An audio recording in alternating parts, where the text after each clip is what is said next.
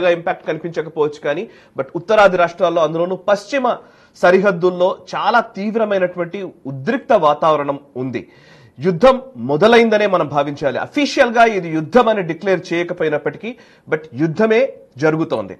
ఓవైపు ఆపరేషన్ సింధూర్ పేరిట పహల్గామ్ దాడికి ప్రతీకారం తీర్చుకునే క్రమంలో 9 టెర్రర్ క్యాంప్స్ ని లేదా స్థావరాలని పూర్తిగా ధ్వంసం చేసినాయి మన భారత త్రివిధ దళాలు. Indian air force and Indian army సంయుక్తంగా నిర్వహించినటువంటి ఆపరేషన్స్ మనకు తెలుసు. ఆ తర్వాత పరిణామాల్లో పాకిస్తాన్ మన పైన అటాక్ చేయడానికి అనేక ప్రయత్నాలు చేస్తూనే ఉంది. కానీ వాటన్నిటినీ కూడా మన డిఫెన్స్ సిస్టమ్ పూర్తిగా నిర్వీర్యం చేస్తోంది. S-400 ఒకవైపు, ఆకాష్ ఎయిర్ డిఫెన్స్ సిస్టమ్ మరొక వైపు, ఒకటి స్వదేశీ టెక్నాలజీ, ఇంకొక వైపు రష్యాతో కలిసి చేసినటువంటి రష్యా నుంచి వచ్చినటువంటి టెక్నాలజీ అండ్ అనేక యాంటీ మిజైల్ సిస్టమ్స్ మన దగ్గర ఉన్నాయి. వాటితోటి పూర్తిగా మనం ధ్వంసం చేస్తూ ఉన్నాము. కేవలం ధ్వంసం చేయడము, నిర్వీర్యం చేయడము, డిఫెన్సివ్ గా ఉండడం మాత్రమే కాదు, అఫెన్సివ్ గా కూడా భారత త్రివిధ దళాలు పనిచేస్తూ ఉన్నాయి. ఓవైపు ఇండియన్ నేవీ అరేబియన్ సీలో చాలా గట్టి పటిష్టంగా పనిచేస్తోంది. అటు కరాచీ పోర్ట్ మీద అటాక్ జరిగినట్టుగా కూడా మనకు వార్తలు వస్తున్నాయి. బట్ అఫీషియల్ గా ఏవి కూడా డిక్లేర్ చేయట్లేదు. ఈ రోజు అఫీషియల్ గా ప్రెస్ బ్రీఫింగ్ నిర్వహించారు. కల్నల్ సోఫియా ఖురేషి కావచ్చు, అదేవిధంగా వింగ్ కమాండర్ వ్యోమికా సింగ్, మరొక వైపు విక్రమ్ మిశ్రీ, ఫారెన్ సెక్రటరీ విక్రమ్ మిశ్రీ, ఈ ముగ్గురు పదే పదే ప్రెస్ ముందుకు వచ్చి మాట్లాడుతూ ఉన్నారు. వాళ్లే అన్ని అప్డేట్స్ ఇస్తూ ఉన్నారు. అండ్ ఇంకోవైపు పిఐబి, ప్రెస్ ఇన్ఫర్మేషన్ బ్యూరో, ఈ ఫ్యాక్ట్ చెక్స్ చేస్తూ ఎక్కడెక్కడ నిజాలేంటి అబద్ధాలేంటి అనేదాన్ని ఎప్పటికప్పుడు మనకు తెలియజేస్తోంది. మీడియా ఛానళ్లు, సోషల్ మీడియాలో వస్తున్నటువంటి ప్రచారం విషయంలో కూడా కొంత ఆచితూచి అడుగులు వేయాలి, ఎటుపడితటే మాట్లాడడానికి వీల్లేదు అని కూడా వాళ్ళు చెప్తూ ఉన్నారు. సో బేసికల్లీ ఇవాళ ప్రెస్ బ్రీఫింగ్ లో సోఫియా ఖురేషి, కల్నల్ సోఫియా ఖురేషి చెప్పినటువంటి అంశాలు and Vyomika Singh, wing commander Vyomika Singh చెప్పినటువంటి విషయాలు కొన్ని నేను మీ ముందు ఉంచే ప్రయత్నం చేస్తాను. అటువైపు నుంచి దాడి జరుగుతూ వచ్చింది. పాకిస్తాన్ అనేక రకాలుగా ప్రయత్నం చేసింది. మన భారతదేశంలోని అనేక పోస్టుల పైన, మిలిటరీ ఎస్టాబ్లిష్మెంట్స్ పైన దాడి చేయడానికి ప్రయత్నించారు. డ్రోన్స్ ద్వారా, లాంగ్ రేంజ్ వెపన్స్ ద్వారా, లాయిటరింగ్ మ్యూనిషన్ ద్వారా, ఫైటర్ ఎయిర్ క్రాఫ్ట్స్ ద్వారా మన పైన దాడి చేయడానికి ప్రయత్నించారు. సుమారు 26 లొకేషన్స్ లో, అటు జమ్మూ, శ్రీనగర్ మొదలుకొని ఈవెన్ గుజరాత్ వరకు ఆల్మోస్ట్ ప్రతి ప్లేస్ లోనూ ఏదో ఒక రూపంలో దాడి చేయడానికి ప్రయత్నం చేస్తున్నారు. డ్రోన్స్ ద్వారా, మిజైల్స్ ద్వారా దాడి చేసే ప్రయత్నం చేశారు. కానీ వాటన్నిటిని కూడా మన ఎయిర్ డిఫెన్స్ సిస్టమ్ పూర్తిగా నిర్వీర్యం చేసింది అని ప్రకటించారు. అండ్ ఇంకొక వైపు ప్రెస్ బ్రీఫింగ్ లో చెప్పిన విషయాల్లోనే పాకిస్తాన్ లోని ఎయిర్ బేసెస్ మీద భారత్ అటాక్ చేసింది. ఎయిర్ బేసెస్ అనే కాదు, ముఖ్యమైన స్థావరాల మీద అటాక్స్ చేశాము. అందులో Rafiqui, Murid, Chaklala, Rahim Yar Khan, Sukkur, Chunian, radar site in Pasrur, అదేవిధంగా సియాల్కోట్ లోని ఏవియేషన్ బేస్ పైన దాడి చేసినట్టు తెలుస్తోంది. ఇందులో చాలా వరకు రేడార్ ఎస్టాబ్లిష్మెంట్స్ కావచ్చు, వాళ్ళ రేడార్ సైట్స్ కావచ్చు, వెపన్ స్టోరేజ్ సైట్స్ కావచ్చు, ఇంకా చెప్పాలంటే command control centres, technical infrastructure, వీటన్నిటిపైన దాడి చేసినట్టుగా తెలుస్తోంది. అండ్ మరొక వైపు అక్కడే సింధ్ ప్రాంతంలోని కొన్ని ఎయిర్పోర్ట్స్ పైన, వాటిపైన కూడా దాడి జరిగినట్టుగా మనకు జర్నలిస్టుల నుంచి వస్తున్నటువంటి సమాచారం, జాతీయ స్థాయి జర్నలిస్టులు, కొంత క్రెడిబిలిటీ ఉన్నటువంటి జర్నలిస్టుల నుంచి వస్తున్నటువంటి సమాచారం మనకు కనబడుతోంది.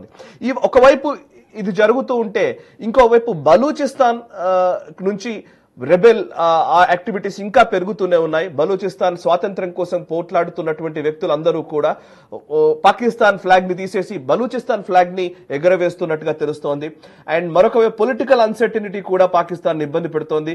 పొలిటికల్ గా ఇమ్రాన్ ఖాన్ ఇప్పుడు జైల్లో ఉన్నారు. ఇమ్రాన్ ఖాన్ పార్టీ కార్యకర్తలు, పీటీఐ కార్యకర్తలు చాలా మంది రోడ్లపైకి వస్తున్నట్టుగా తెలుస్తోంది. వాళ్ళందరూ కూడా నిరసనలు వ్యక్తం చేస్తున్నారు. ఓవైపు పొలిటికల్ అన్సర్టనిటీ ఉంది, ఇంకోవైపు ఎకనామికల్లీ చాలా కష్టంలో ఉంది. ఇప్పటికే ఇస్లామాబాద్ కి సంబంధించినటువంటి పెట్రోల్ బంక్లు అవన్నీ కూడా మూసేసినట్టుగా కూడా ఒక ప్రకటన వచ్చినట్టు తెలుస్తోంది. దాంట్లో నిజానిజాలు తెలుసుకోవాలి. ఆధారాలు బయటకు వచ్చిన ఇన్ఫర్మేషన్ మాత్రమే ఇది నిజమా కాదా తెలియదు.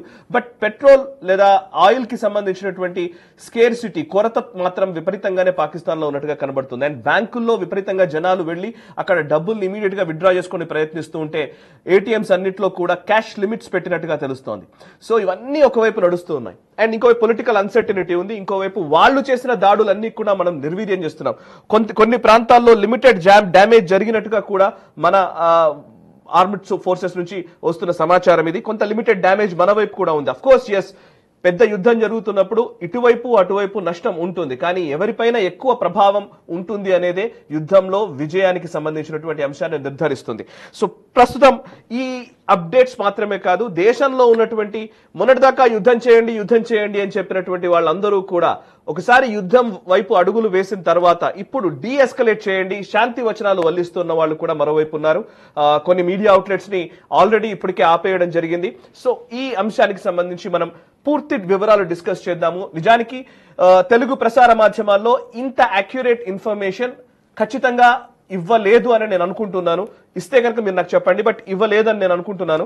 బట్ ఎస్, పూర్తి డీటెయిల్డ్ ఇన్ఫర్మేషన్ మనకున్న రిసోర్సెస్ లేదా మనకున్న limited resources at the same time international national fraternity నుంచి వస్తున్నటువంటి సోర్స్ ద్వారా చెబుతున్నటువంటి సమాచారాలు, at the same time government sources authentic గా ఇస్తున్నటువంటి ఇన్ఫర్మేషన్ ని బేస్ చేసుకుని మనం మాట్లాడుతున్నాము. పిఐబి పదే పదే ప్రతి నిమిషానికి ఏది కరెక్ట్ ఏది తప్పు అనే దాన్ని ధృవీకరిస్తోంది. ఎట్ ద సేమ్ టైం అసలైన ఇన్ఫర్మేషన్ ని వాళ్ళు తెలియజేసే ప్రయత్నం చేస్తున్నారు. నేషనల్ మీడియాలో క్రెడిబుల్ జర్నలిస్ట్ నుంచి వస్తున్నటువంటి ఇన్ఫర్మేషన్ ని మనం తీసుకుంటూ ఉన్నాము. సో వాటన్నిటి ఆధారంగా ఒక స్పెషల్ లైవ్ షో రూపంలో నేషనల్ రౌండప్ ని ముందుకు వచ్చింది. ప్రస్తుతం అంతా ఉన్నారు సీనియర్ జర్నలిస్ట్ సురేష్ కొచ్చాట్లి గారు. నమస్కారం సార్, సురేష్ కొచ్చాట్లి గారు. యాక్చువల్లీ ఐఎమ్ సారీ, నేను మొదట ఇంట్రొడక్షన్ చాలా ఎక్కువసేపు తీసుకున్నాను, కొంత బ్రీఫ్ చేయాలి కాబట్టి. బట్ ఎస్, మీ అనాలిసిస్ చాలా ఇంపార్టెంట్. చాలా మంది వెయిట్ చేస్తూ ఉన్నారు మీ అనాలిసిస్ వినడం కోసం. ఈ వారంలో జరిగిన పరిణామాలు అనేకం. ఒక రకంగా చెప్పాలంటే యుద్ధంలో మనం ఉన్నాం. ఈ యుద్ధంలో ఉన్న సందర్భంలో ఫస్ట్ పాకిస్తాన్ ఎవరిది పై చేయి అనే ప్రశ్న అందరికీ వస్తూ ఉంటది. సో ఈ రోజున్న పరిస్థితుల్లో ఎవరిది పై చేయి? భారత్ అఫెన్సివ్ ధోరణి ఏ విధంగా పనిచేస్తోంది? పాకిస్తాన్ ఎంత అటాక్ చేయాలని ట్రై చేసినా కూడా వాళ్ళు సఫలీకృతం అవుతున్నట్టుగా కనిపించట్లేదు. మీ దగ్గరున్న ఇన్ఫర్మేషన్ ఏంటి, అప్డేట్స్ ఏంటి, విశ్లేషణ ఏంటి? సాయి గారు, ఫస్ట్ మనం చూసేటప్పుడు జాగ్రఫీ చూడాలి, భారతదేశానికి పాకిస్తాన్ది. ఎస్, మన దగ్గర మీరు స్టార్టింగ్లో చెప్పారు సౌత్ ఆఫ్ ఇండియాలో ఎక్కువ ఇంపాక్ట్ లేదు, అసలు ఇంపాక్ట్ లేదు. ఇంపాక్ట్ ఉన్నది ఈ 3-4 రాష్ట్రాలు, జమ్మూ కాశ్మీర్, పంజాబ్, రాజస్థాన్, గుజరాత్, కొంచెం హర్యానా కూడా కొంచెం ఇంపాక్ట్ ఉంది. దాని తర్వాత మీరు యూపీ కానీ, బీహార్ కానీ, అస్సాం కానీ, మీరు మధ్యప్రదేశ్ కానివ్వండి, మహారాష్ట్ర, అక్కడ ఏం ఇంపాక్ట్ లేదు. అడ్వాంటేజ్ ఏంటంటే మన ఎయిర్ ఫోర్స్ బేస్ మీద దాడి చేసి రన్వే ధ్వంసం చేస్తే కూడా మనం మిగతా చోటు నుంచి ఆపరేట్ చేసుకోవచ్చు. పాకిస్తాన్కి లగ్జరీ లేదు.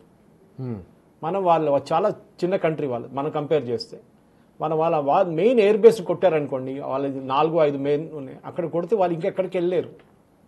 మనలాగా మళ్ళీ ఇంత పెద్ద కంట్రీ కాదు, మనం ఈవెన్ హైదరాబాద్ టేక్ఆఫ్ చేసుకోవచ్చు. మన దగ్గర 3 ఎయిర్ ఫోర్స్ బేస్లు ఉన్నాయి, ఇక్కడ 2 ట్రైనింగ్ ఉంది, ఒకటి స్టేషన్, ఎయిర్ ఫోర్స్ స్టేషన్ ఉంది బేగంపేటలో. సో డెఫినెట్ గా ఇప్పుడు జరుగుతున్న దాంట్లో మీరు అడిగిన ప్రశ్న, ఎందుకంటే నేను పొద్దున్న 3 గంటలకు నిద్రపోయాను, అప్పుడు దాకా లైవ్ గా ఛానల్స్, నేను అలాగే ఉంది రోజు నాకు లైవ్ గా మలయాళం ఛానల్స్ వాళ్ళు తీసుకున్నారు. నేను లైవ్ లో ఉన్నాను 3 గంటల దాకా, ఎందుకంటే అందరూ అన్ని ఛానల్స్ లైవ్ గా నడిపిస్తున్నారు రాత్రి, ఈ శాటిలైట్ ఛానల్స్ అని. సో దాంట్లో కూడా ఏం చూస్తున్నా అంటే సాయి గారు, ఒక మిస్ఇన్ఫర్మేషన్ క్యాంపెయిన్ ఒకటి ఉంది. మన ప్రేక్షకులు ఒకటి అర్థం చేసుకోవాలి, ఫస్ట్ ఏం జరుగుతుంది, యుద్ధమా యుద్ధం కాదా అనేది. ఇప్పుడున్న పరిస్థితిలో యుద్ధం అనేది ఎవరు డిక్లేర్ చేయరు. ఇట్ ఈస్ వార్ అని ఎక్కడ డిక్లేర్ చేయరు. మీరు కార్గిల్ చూసుంటారు, కార్గిల్లో ఎక్కడైనా వార్ అని యూజ్ చేశారా? కార్గిల్ వార్ అని చెప్పుకున్నాం, కానీ మన ఒఫీషియల్ డిక్లరేషన్ చూస్తే it is not a war. కార్గిల్లో ఒక యాక్షన్ తీసుకున్నాం అంతే మనం. Versus Bangladesh was a war. Conflict అనే మాటనే ఎక్కువ మాట్లాడతారు, కాన్ఫ్లిక్ట్ అని మాట్లాడతారు. సో ఇప్పుడు కూడా ఏం జరుగుతుందంటే పాకిస్తాన్ మన మీద దాడి చేస్తున్నారు. మనం కొంచెం 7వ తారీఖు వెళ్దాం. మనం 7వ తారీఖు భారతదేశం పాకిస్తాన్ లో ఉన్న టెర్రర్ క్యాంప్స్ మీద దాడి చేశారు. ఇప్పుడు వచ్చిన రిపోర్ట్ ప్రకారం 5 మంది సీనియర్ లీడర్స్ చనిపోయారు, వాళ్ళ టెర్రర్ లీడర్స్. సో మనం దాడి చేసినప్పుడు 9 లొకేషన్లో 14 మిసైల్ పెట్టి దాడి చేస్తాం మనం. పాకిస్తాన్ ఏం చేయాలి సాయి గారు? మన మీద దాడి చేయాలి. ఎక్కడ? మన టెర్రర్ క్యాంప్స్ మీద. మన దగ్గర లేవు కదా టెర్రర్ క్యాంప్స్. అప్పుడు ఏం చేస్తారు? అప్పుడు సివిలియన్ కానివ్వండి, మిలిటరీ టార్గెట్స్ కొట్టడానికి ట్రై చేస్తారు. అదే వాళ్ళు 8th రోజు చేసిన పని అదే అనమాట. 8వ తారీఖు పొద్దున్న చేసిన పని వాళ్ళు రాత్రి నుంచి మొదలు పెట్టారు. వాళ్ళు ఫస్ట్ ఏం చేశారంటే ఈ స్వామ్ డ్రోన్స్ పంపించారు. మనం చూస్తుంటే ఒకసారి మన దగ్గర కూడా ఈ పెద్ద పెద్ద ఈవెంట్స్ నడుస్తున్నప్పుడు స్వామ్ డ్రోన్స్ అంటే 100 డ్రోన్స్ ఒకటేసారి ఇంపాక్ట్ క్రియేట్ చేయడానికి. ఈ స్వామ్ డ్రోన్స్ ఎందుకు పంపిస్తారంటే మన యాంటీ ఎయిర్క్రాఫ్ట్ గన్స్ ఎక్కడుందని డిటెక్ట్ చేయడానికి చేస్తారు వాళ్ళు. మీరు ఒక 10 డ్రోన్లు పంపించారనుకోండి, ఒక్క సైడ్ నుంచే కొడుతున్న యాంటీ ఎయిర్క్రాఫ్ట్ గన్ వస్తుంది అనుకోండి, లేకుంటే ఆకాశ్ మిసైల్ కొడుతుందంటే వాళ్ళ రాడార్ డిటెక్ట్ చేయొచ్చు ఈ యాంటీ ఎయిర్క్రాఫ్ట్ పొజిషన్ ఇక్కడ ఉంది, ఈ లొకేషన్లో ఉంది, ఈ లాటిట్యూడ్ ఈ లాంజిట్యూడ్లో ఉందని చెప్పేసి. అట్లనే ఇంకో వైపు నుంచి ఫైరింగ్ వస్తుందండి అనుకోండి, ఆకాష్ ఫైర్ చేశారు ఎవరు అంటే అక్కడ ఆకాష్ సిస్టమ్ ఒకటి ఉంది అక్కడ. సో వాళ్ళు మ్యాప్ చేసుకుంటారు. నెక్స్ట్ టైం వాళ్ళ మిసైల్ పంపించినప్పుడు, ఈసారి డ్రోన్ కాదు మిసైల్ పంపించినప్పుడు వాళ్ళు దీన్ని టార్గెట్ చేస్తారు. సో మనం కూడా స్మార్ట్, ఏ ఆర్మీ అయినా స్మార్ట్ ఉంటారు. మనం అక్కడ కాన్స్టెంట్గా అక్కడ కూర్చోం, మనం పక్కన జరుపుకుంటాం. ఒక 30 ఫీట్ అటువైపు వెళ్ళిపోతాం, లేకపోతే 100 ఫీట్ అటువైపు, 1/2 కిలోమీటర్ అటువైపు వెళ్ళిపోతాం. లొకేషన్ మారిపోయింది. అప్పుడు మీరు మళ్ళీ డ్రోన్ పంపించాల్సి వస్తుంది. దానికోసం నిన్న రాత్రి మళ్ళీ డ్రోన్ పంపించారు వాళ్ళు అదే లొకేషన్కి, మారిందా లేదా అని చూడడానికి. So this is the cat and mouse game అంటారు ఇంగ్లీష్లో మనం. సో మార్చుతూనే ఉంటాం మనం కాన్స్టెంట్గా. మార్చినప్పుడు ఏమవుతుందంటే ఆ లొకేషన్లో ఏమేమి ఉందని తెలిసిపోతుంది చాలా క్లియర్గా. ఇప్పుడు మీరు చూసుంటారు పాకిస్తాన్ ఇవాళ వాళ్ళ ఫతా మిసైల్ పంపించారు. వాళ్ళది అన్నిటికంటే ఎక్కువ రేంజ్, టెస్టెడ్ రేంజ్, టెస్ట్ చేయని రేంజ్ చాలా ఉన్నాయి. వాళ్ళు 1200 కిలోమీటర్ ఒకటి ఉందని చెప్తున్నారు మిసైల్. ఎవరు చూడలేదు ఇప్పుడు దాకా దాన్ని. 1200 కిలోమీటర్స్ మీరు టెస్ట్ చేశారా? ఫస్ట్ ఆఫ్ ఆల్ మీరు టెస్ట్ చేస్తే మీరు అరేబియన్ సీలను టెస్ట్ చేయాలి. మీకు ఇంకెక్కడ కంటిన్యూస్ వాటర్ మాస్ ఎక్కడ లేదు. మనం వీలర్స్ ఐలాండ్ నుంచి చేస్తూ ఉంటాం ఎప్పుడు టెస్టింగ్ మనది, ఇది మన ఒరిస్సా పక్క నుంచి. అప్పుడు మనం నోటామ్ ఇష్యూ చేస్తాం, నోటీస్ టు ఎయిర్ మ్యాన్, అంటే దానిపై నుంచి ఫ్లైట్లు వెళ్ళకూడదు, ఇంత టైం నుంచి ఇంత టైం వెళ్ళకూడదు అని చెప్పి మనం ఒక కండిషన్ పెడతాం అనమాట. నోటామ్ అదే ఇంటర్నేషనల్ ఎయిర్లైన్స్ పంపిస్తాం. దాంట్లో క్లియర్గా మనం మెన్షన్ చేస్తాం 1200 కిలోమీటర్స్ అంటే ఒరిస్సా ఐలాండ్ నుంచి మీరు శ్రీలంక వైపు పక్క నుంచి మీరు డైరెక్ట్ మీరు వెళ్ళిపోతున్నారు, you're going out up to the equator. So ఆ ఏరియాలో ఎవరు ఆపరేట్ మనం టెస్ట్ చేసాం. మనది we have tested our Akash, Agni అన్ని సిరీస్ టెస్ట్ చేసుకున్నాం మనం. కరెక్ట్. పాకిస్తాన్ టెస్ట్ చేయట్లేదు. వాళ్ళ టెస్ట్ చేయడానికి లగ్జరీ లేదు, ఎందుకంటే తీసుకొచ్చింది చాలా తక్కువ. నార్త్ కొరియా వాళ్ళు ఇచ్చింది ఇదంతా. నార్త్ కొరియా, చైనా ఇచ్చిన మిసైల్స్. దాన్ని డ్రోన్స్ ఏమో టర్కీ. పాకిస్తాన్ డిఫెన్స్ మినిస్టర్ ఒక మాట అన్నారు సార్ వాళ్ళ పార్లమెంట్ లో అన్నమాట. ఇప్పుడు మీరు చెప్పిన దానికి కొంచెం దగ్గరలోనే మీరు ఎందుకు వాళ్ళు అన్ని అటాక్స్ చేస్తూ ఉంటే మన ఎయిర్ డిఫెన్స్ సిస్టమ్ ఏం చేస్తుంది అని అడిగారు ఎవరు. అడిగితే దానికి ఆయన చెప్పింది ఏంటంటే మనం కావాలనే బయట పెట్టట్లేదు వాటిని, ఎందుకంటే పెడితే ఎక్కడుందా ఎయిర్ డిఫెన్స్ సిస్టమ్ అనే దాన్ని వాళ్ళు లాక్ చేశారంటే ఆ వాటిని ధ్వంసం చేస్తారు అని అన్నారు. మరి ఎందుకు పెట్టుకున్నావు నువ్వు ఎయిర్ డిఫెన్స్ సిస్టమ్ అనేది ఇంకో క్వశ్చన్. ఎయిర్ డిఫెన్స్ సిస్టమ్ అనేది ఎప్పుడు స్టేబుల్ గా ఉండదు, ఒక ప్లేస్ లో మారుతూనే ఉంటుంది.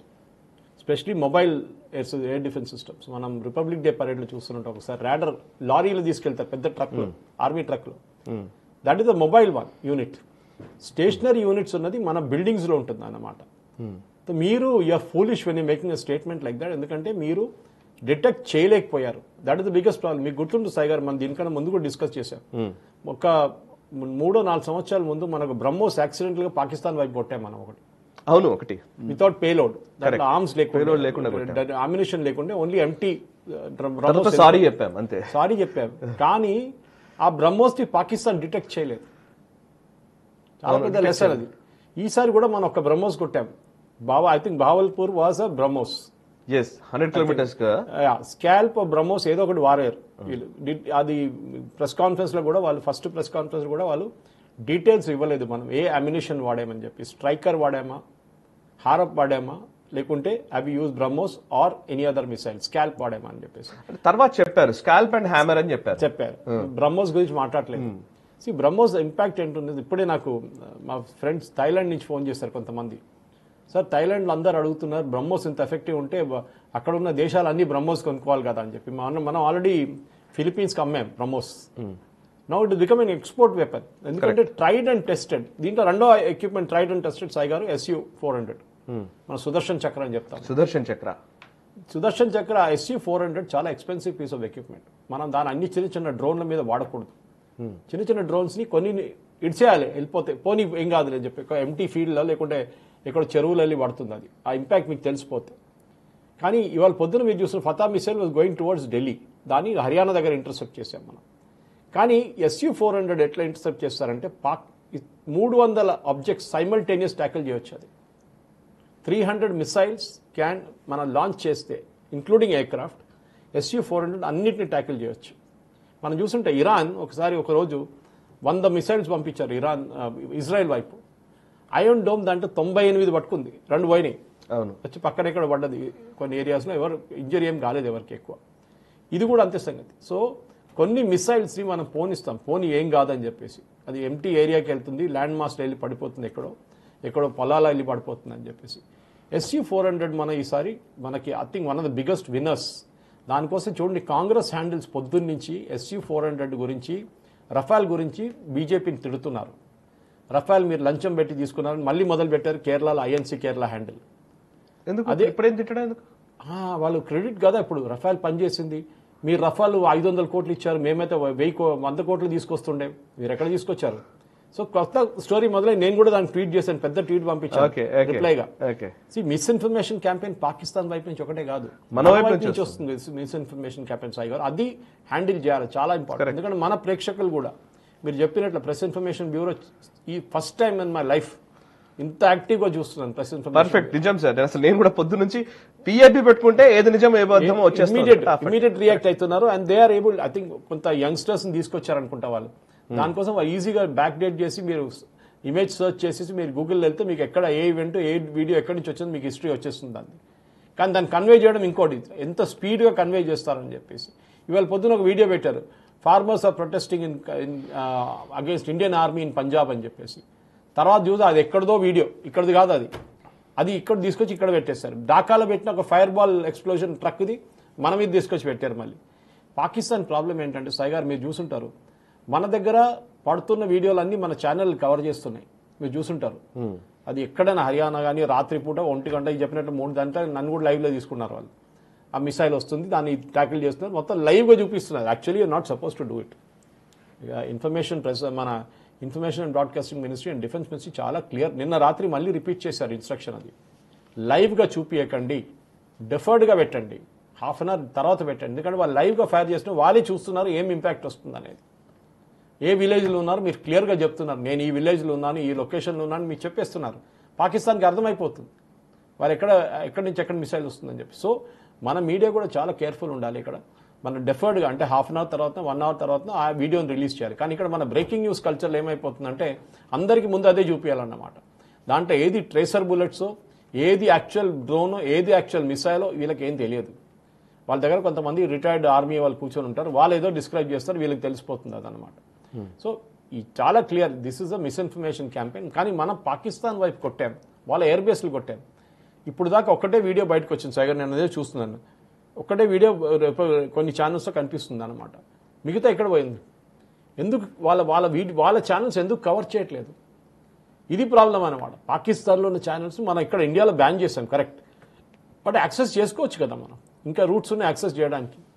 కానీ మన వాళ్ళు ఇక్కడ ఉన్న మీడియా చాలా హైపర్ యాక్టివ్ ఉన్నారు, పాకిస్తాన్ వైపు అసలు మాట్లాడలేదు. వాళ్ళకి జరిగిన నష్టం సాయి గారు చాలా ఎక్కువ. 3 పైలట్ 3 మెయిన్ ఫైటర్ ఎయిర్క్రాఫ్ట్ పోయిందన్నారు ఇవాళ. ఒక పైలట్ నిన్న దొరికిన, ఒకవేళ ఇవాళ దొరికిన అంటున్నారు. కానీ మన భారతదేశం మెచ్యూరిటీ చూడండి సాయి గారు. వీళ్ళు అభినందన్ని MiG-21 క్రాష్ అయినప్పుడు మొత్తం తీసుకెళ్లి పరేడ్ చేశారు వీళ్ళు. ఆయన మొత్తం రక్తం అంతా మొక్క నుంచి పడుతుంది. ఆ టైంలో ఆయన మొత్తం ఒక ట్రాఫీ లాగా పరేడ్ చేసుకుంటూ తీసుకెళ్లారు పాకిస్తాన్లో. మన దగ్గర మొన్న దొరికిన పైలట్, నిన్న పొద్దున్న దొరికిన పైలట్ ఇవాళ దాకా మీడియాలో చూపించలేదు సార్, ఆయన పేరు కూడా చెప్పలేదు. దట్ ఈస్ హౌ ఈ ఫంక్షన్. ఎందుకంటే జెనీవా కన్వెన్షన్ ప్రిజనర్స్ ఆఫ్ వార్ని ట్రీట్ చేసేటప్పుడు టెక్నికలీ ఇది వార్ కాదు. సో POW అనే కాన్సెప్ట్ ఇప్పుడు రాదు. సో కస్టడీలో ఉన్నారు ఆయన, అది కూడా పోలీస్ కస్టడీలో తీసుకోవాలి ఫస్ట్, ఆర్మీ కాదు. దాని తర్వాత ఆర్మీ వాళ్ళు ఇంట్రోగేట్ చేస్తారు, ఎయిర్ ఫోర్స్ వాళ్ళు ఇంట్రోగేట్ చేస్తారు. కానీ ఇప్పుడు జరుగుతున్న దాంట్లో పాకిస్తాన్లో అక్కడ ఉన్న ఇన్ఫర్మేషన్ ఏం బయటికి రావట్లేదు. వాళ్ళ DGISP చేస్తున్న ప్రెస్ కాన్ఫరెన్స్ చూస్తే నవ్వుతారు. రాహుల్ గాంధీ ఈయన మన సత్యపాల్ మాలిక్ కూర్చొని మాట్లాడుతున్న పుల్వామా గురించి పెడుతున్నారు అనమాట. సో డెఫినెట్గా ఒక యాక్షన్ రావాల్సిందే. ఇవాళ రాత్రి బహుశా ఇంకొక 2-3 ఎయిర్ ఫోర్స్ బేస్ని ఇండియా కొట్టొచ్చు సాయి గారు. ఎస్, ఇప్పుడు మనం విజువల్స్ చూస్తున్నాం సార్. యాక్చువల్లీ ఇప్పుడు CCS meeting, high level meeting జరుగుతోంది. అజిత్ దోవల్ గారు ఉన్నారు అండ్ విజువల్స్ చూడొచ్చు. డైరెక్ట్ మనం విజువల్స్ లో చూస్తే ప్రధాని నరేంద్ర మోదీ అధ్యక్షతన హై లెవెల్ మీటింగ్ జరుగుతోంది. హై లెవెల్ మీటింగ్ లో అజిత్ దోవల్ గారు ఉన్నారు అండ్ త్రివిధ దళాలకు సంబంధించిన వాళ్ళు ఉన్నారు. At the same time Rajnath Singh గారు ఉన్నారు. అండ్ ఇది ఎవ్రీ డే జరుగుతున్నది. చూడండి ద లుక్, ఆయన కాన్ఫిడెన్స్ చూడండి, అసలు అక్కడ వాళ్ళ మొహాల్లో ఎంత కాన్ఫిడెన్స్ ఉందో చూడండి. కాన్ఫిడెన్స్, స్మైలింగ్ ఫేసెస్, లేకపోతే ఒక రకంగా చెప్పాలంటే ఏదో సమ్ సీరియస్ పొజిషన్ ని మనం ఉన్నాము, మన పెద్ద పొజిషన్ లా. లిప్ మూవ్మెంట్ చదివి చాలా మంది ఉన్నారు, ఎక్స్పర్ట్స్ ఉన్నారు, వాళ్ళు డిటెక్ట్ చేస్తారు ఏం మాట్లాడారని చెప్పేసి. Correct, lip movement. ఆ రోజు ఫస్ట్ మీటింగ్ జరిగినప్పుడు CCS మీకు గుర్తుంటుంది, నేను గిరిధర్ గారు ఆ రోజు అదే రికార్డింగ్ చేస్తున్న టైంలో CCS మీటింగ్ నడుస్తున్నారు. లిప్ మూవ్మెంట్ తోని కొంతమంది రికగ్నైజ్ చేస్తారు మోదీ గారు ఏం మాట్లాడారు, జనరల్స్ ఏం చెప్తారు. కానీ మొత్తం కంటిన్యూస్ గా పెట్టట్లేదు, కొన్ని విజువల్ చూపించేసి కట్ చేసేస్తారు వాళ్ళు. అక్కడ కూడా నాకు ఒక డేంజర్స్ అనిపిస్తుంది. అంటే ఓకే, మోదీ గారు రిలీజ్ చేసిన విజువల్స్ పోనీయండి, మీడియా రిపోర్ట్ చేస్తున్నారు నేవీ చీఫ్ ఇప్పుడే ఇంటికి మోదీ గారిని కలవడానికి వెళ్ళారు, అజిత్ దోవల్ గారు మోదీ గారిని కలవడానికి వెళ్ళారు, ఎయిర్ ఫోర్స్ చీఫ్ మోదీ గారిని కలవడానికి వెళ్ళారు. అది it should not be reported technically. ఎందుకంటే పాకిస్తాన్ కూడా మన 26/11 జరిగినట్ల లైవ్గా చూస్తున్నారు ఇదాన్ని. వాళ్ళ మీడియా మన దగ్గర మన వాళ్ళు ఎక్కువ చూడట్లేదు. అక్కడ చెప్పారు ఆర్మీ చీఫ్ని కలవడానికి వెళ్ళారు, దానికి వెళ్ళారు, దీనికి వెళ్ళారని. అంటే ఒక విషయం చెప్పండి సార్. యాక్చువల్లీ ఆప్టిక్స్ చూస్తే భారత్ పాకిస్తాన్ అంటే అనగానే నాకు తెలిసి ఇదివరకు కూడా నేను 2-3 సార్లు మనం మాట్లాడేవాళ్ళం, మనం కూడా ఆఫ్ స్క్రీన్ చాలా సార్లు మాట్లాడుకున్నాం. ఇదివరకు యునైటెడ్ నేషన్స్ సెక్యూరిటీ కౌన్సిల్లోనో ఇంటర్నేషనల్ జనరల్ అసెంబ్లీలో మాట్లాడాలంటే ఓవైపు పాకిస్తాన్ ఫారెన్ మినిస్టర్ మాట్లాడితే భారత్ సంబంధించిన విదేశాంగ మంత్రి మాట్లాడేది, ప్రైమ్ మినిస్టర్ మాట్లాడితే ఇక్కడ ప్రైమ్ మినిస్టర్ మాట్లాడేది, ఇట్లా ఉండేది కదా. బట్ మనం దాన్ని ఎప్పుడో ఆపేశాం. సో మనం వాళ్ళకేదో రెస్పాండ్ ఇవ్వడం కాదు, మోదీ గారు పోతే మోదీ గారు అంతా క్లైమేట్ చేంజ్ గురించి లేకపోతే ఇంకేదో పెద్ద పెద్ద విషయాల గురించి మాట్లాడతారు కానీ అసలు పాకిస్తాన్ విషయమే తీసుకోరు. ఇండియన్ డిప్లొమాట్స్ చేత పాకిస్తాన్ ని గట్టిగా గట్టిగా మాట్లాడిపిస్తున్నాం మనం. ఇప్పుడు కూడా అట్లాగే కనపడుతుంది. ఇంత యుద్ధ వాతావరణం ఉంటే ఓవైపు పాకిస్తాన్ ప్రధాని షెహబాజ్ షరీఫ్ మాట్లాడుతున్నారు, డిఫెన్స్ మినిస్టర్ మాట్లాడుతున్నారు, లేకపోతే వాళ్ళ పెద్ద పెద్ద ఆఫీసర్లు మాట్లాడుతున్నారు, కానీ ఈవెన్ ఫారిన్ అఫైర్స్ మినిస్టర్లు మాట్లాడుతున్నారు. కానీ మన వైపు నుంచి ఒక్క ప్రెస్ బ్రీఫింగ్ జరగలేదు ఇప్పటివరకు హైయర్ అఫీషియల్స్ నుంచి. సీరియస్లీ ఒక రాజ్నాథ్ సింగ్ గారు ఒక్కసారి మాట్లాడి ఉంటారు నాకు తెలిసి. బట్ మొత్తం కల్నల్ ఖురేషి లేకపోతే వింగ్ కమాండర్ వ్యూమికా సింగ్ తోటి అండ్ ఫారెన్ సెక్రటరీ తోటి మనం మాట్లాడిస్తున్నాం. ప్రెస్ బ్రీఫింగ్ అన్ని వాళ్లే చేస్తున్నారు. ఉమెన్ ని ముందట పెట్టడము, ఎట్ ద సేమ్ టైం నిజానికి colonel and wing commander level లెక్క చూసినా కూడా చాలా ఒక రకంగా చెప్పాలంటే పెద్దవాళ్ళు కాదు. బట్ స్టిల్ ఏంటి ఆ ఆప్టిక్స్ ఏంటి? ఎందుకు పహల్గామ్లో జరిగిన టెర్రర్ అటాక్లో వాళ్ళ మహిళల ముందు, పిల్లల ముందు వాళ్ళ హస్బెండ్స్ కానీ వాళ్ళ బ్రదర్స్ కానీ వాళ్ళ ఫాదర్స్ కానీ చంపారు. ఆపరేషన్ సింధూర్ పేరు అక్కడి నుంచి వచ్చింది. కరెక్ట్. సో ఆప్టిక్స్ ఏంటంటే మీరు మహిళలు, ఒక మహిళ వెళ్ళి నన్ను కూడా చంపండి అంటే మోదీకి వెళ్ళి చెప్పు అని చెప్పారు వాళ్ళు టెర్రరిస్ట్. ఇప్పుడు మోదీ చెప్తున్నాడు వినండి. కరెక్ట్. సో ఆప్టిక్స్ చాలా ఇంపార్టెంట్. ఎందుకంటే పాకిస్తాన్లో మీకు ఒక మహిళ కనిపించారు, ఉండొచ్చు వాళ్ళ ఆర్మీ దాంట్లో మెడికల్ కోర్స్లో ఉండొచ్చు కావాలంటే మెడికల్ కోర్లో. కానీ ఇక్కడ మనం ఏం చేస్తున్నాం అంటే అది కూడా రిలీజన్ చూడండి. ఒకరు ముస్లిము, ఇంకోరి I don't know whether she is a Sikh or is a Hindu. Singh అనేది it's a very common name అనమాట. కానీ ఆప్టిక్స్ చాలా ఇంపార్టెంట్. మేము మహిళలతోని మిమ్మల్ని కొట్టిస్తున్నాము. చాలామంది ఏమనుకుంటున్నారని ఇదే మహిళలు కమాండర్లు అనుకుంటున్నారు. కాదు, మహిళల్ని తక్కువ చేయడం కాదు, మహిళలు మేము పెద్దగా చూపిస్తున్నాం. సో వీళ్ళు వచ్చి మీరు అంటే నిజానికి వాళ్ళకి ఆ ప్రాబ్లం ఉంది. పాకిస్తాన్ లో ఒక రకమైనటువంటి అది ఉంటుంది, అది ఎందుకంటే మహిళలతో మాట్లాడిస్తారా అనే ఒక ఫీలింగ్ ఉంటుంది. కానీ బట్ ఎస్ చూడియాం పెనానా అంటారు హిందీలో. అంటే మహిళల్ని ఇన్సల్ట్ చేసేటట్లా. అంటే మేము బ్యాంగిల్స్ వేసుకుంటే మేము మాకు కొట్లాడ రాదనేది. అది ఆ కాన్సెప్టే పోయింది మన ఇండియాలో. లేదు అసలు లేదు. కానీ బంగ్లాదేశ్ లో మనం చూసాం ఒకసారి, పాకిస్తాన్ లో చూసాం మనొకసారి. సో పాకిస్తాన్ ఇప్పుడు ఏమైపోయిందంటే ఒక ఫెయిల్ స్టేట్ సాయి గారు. అందుకంటే మీరు చూడండి, ఇప్పుడు 5 పేర్లు వచ్చినాయి మెయిన్ టెర్రరిస్ట్ చనిపోయిన దాంట్లో. సెప్టెంబర్ అప్పుడు మన జరిగిన 7th రోజు జరిగిన దాడిలో మీరు చూడండి, దాంట్లో పాకిస్తాన్ ఆర్మీ ఒక లెఫ్టినెంట్ జనరల్ ఫ్యూనరల్ అటెండ్ చేశారు. ఇంకొకరేమో ఒక పోలీస్ చీఫ్, ఆ డిస్ట్రిక్ట్ పోలీస్ చీఫ్ అటెండ్ చేశారు. పాకిస్తాన్లో టెర్రరిస్ట్ గ్రూప్స్కి పాకిస్తాన్ ఆర్మీ నుంచి కొంతమందిని డెప్యూట్ చేస్తారు. ఆలోచించండి, కొంతమందిని డెప్యూట్ చేస్తారు.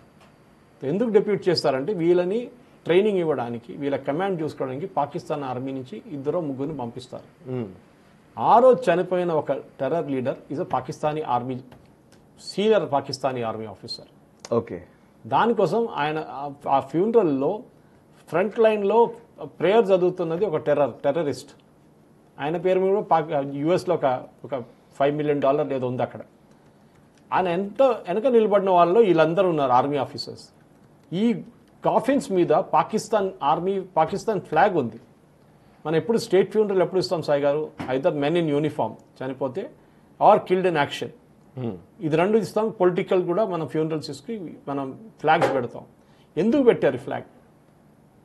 మీరు అంటున్నారు టెర్రర్ లీడర్స్ చనిపోయారు, మామూలు పాపం కామన్ మెన్ చనిపోయారు, మహిళలు చనిపోయారు. మీరు ఫ్లాగ్ ఎందుకు పెట్టారు? మీ జనరల్స్ ఎందుకు ఫ్యూనరల్ అటెండ్ చేశారని అక్కడ పెద్ద ప్రశ్న వస్తుంది. దిస్ ఇస్ ద బిగ్ చాలా పెద్ద తప్పు. వాళ్ళు అనుకోలేదు ఇంత పెద్ద ఇష్యూ అవుతుందని. నిన్న కూడా చాలా మటుకు యూరోపియన్ ఛానల్స్ ఇదే డిబేట్ నడుస్తుంది. అంటే నిజంగా ఇది ఒక పెద్ద ట్రోలింగా లేకపోతే టీజింగా దీన్ని ఏమన్నాలో తెలియదు కానీ పాకిస్తాన్ టీజ్ చేస్తున్నట్టుగా కూడా అనబడుతుంది. మనకు అప్పట్లో గుర్తుంది సార్, కార్గిల్ వార్ టైంలో నేను కార్గిల్ వార్ మెమోరియల్ వెళ్ళినప్పుడు వాళ్ళు చూపించారు కూడా కొన్ని ఇమేజెస్. అక్కడ ఉన్న వాళ్ళు రవీనా టండన్ అని మిజైల్ మీద రాసి పంపారు. నవాజ్ షరీఫ్ ఓ టైంలో రవీనా టండన్ గురించి ఆయనకేదో రవీనా టండన్ బాగుంటుంది అనేదో మాట్లాడాడు అని చెప్పేసి, సో రవీనా టండన్ అని పేరు రాసి మిజైల్ కొట్టిన సందర్భాలు ఉన్నాయని చెప్తారు, కథలు చెప్తారు యాక్చువల్లీ. సో ఇప్పుడు కూడా ఇలాంటి స్టోరీస్ బయటకు వస్తాయి. Sir let's come back. So basically ఇప్పుడు నేను నా దగ్గర ఉన్న 5 ఛానల్ చూస్తున్నాను ఒకటేసారి. ఈ బేసిక్లీ ఇక్కడ టార్గెట్ చేస్తున్న సివిలియన్ ఏరియాస్ టార్గెట్ చేశారు ఇవాళ. ఒక యుద్ధం నడుస్తున్నప్పుడు సివిలియన్ ఏరియాని ఎప్పుడు టార్గెట్ చేయం. We target military areas first. Civilians target చేయకూడదు. వాళ్ళ దగ్గర తుపాకీ లేవు, ఏం లేదు మిమ్మల్ని రిటర్న్ కొట్టడానికి. కానీ నాకు ఎక్కడ డౌట్ వస్తుందంటే సాయి గారు, ఇప్పుడు ఆ వచ్చిన డ్రోన్స్లో కొన్ని ఆర్మ్ డ్రోన్స్ ఉండే, అన్ని టర్కీ నుంచి సప్లై చేశారు మొత్తం వీళ్ళు, టర్కిష్ వాళ్ళు ఇచ్చారు. ఆ దాంట్లో వీళ్ళకి గైడెన్స్ సిస్టమ్ లేదనుకుంటా, ఎక్కడో వచ్చి పడుతుంది అది. They are not directed specifically ఏదో ఒక ఇంటి మీద వెళ్ళి పడ్డ జమ్మూలో. అది చూడండి. ఇంకోటి, శ్రీనగర్ మీద దాడి చేస్తున్నారు, శ్రీనగర్ ఎయిర్పోర్ట్ మీద దాడి చేస్తున్నారు, కానీ శ్రీనగర్లో ఉన్న సివిలియన్స్ మీద దాడి చేయట్లేదు. జమ్మూ సివిలియన్స్ మీద దాడి చేస్తున్నారు. జమ్మూలో ఇప్పుడు శంభు ఆలయం మీద దాడి చేశారు, ఎందుకంటే హిందూ ఐకాన్స్. ఇక్కడ చేశారనుకోండి, పాకిస్తాన్ వాళ్ళు శ్రీనగర్లో సివిలియన్స్ కొట్టారనుకోండి, ఉన్నాళ్ళు కూడా యాంటీ పాకిస్తాన్ అయిపోతారు, న్యూట్రల్ ఉన్నారు కూడా. ఇదే జరగబోతుంది అనమాట. So they are very very careful. దానికోసం మీరు చూడండి, మొన్న కూడా మన ప్రెస్ కాన్ఫరెన్స్, నిన్నటి ప్రెస్ కాన్ఫరెన్స్లో అనౌన్స్ చేశారు, వీళ్ళు డ్రోన్స్ పంపిస్తున్నప్పుడు దాని వెనక ముందు ఎయిర్ క్రాఫ్ట్ పెట్టుకుంటున్నారు, సివిలియన్ ఎయిర్ క్రాఫ్ట్.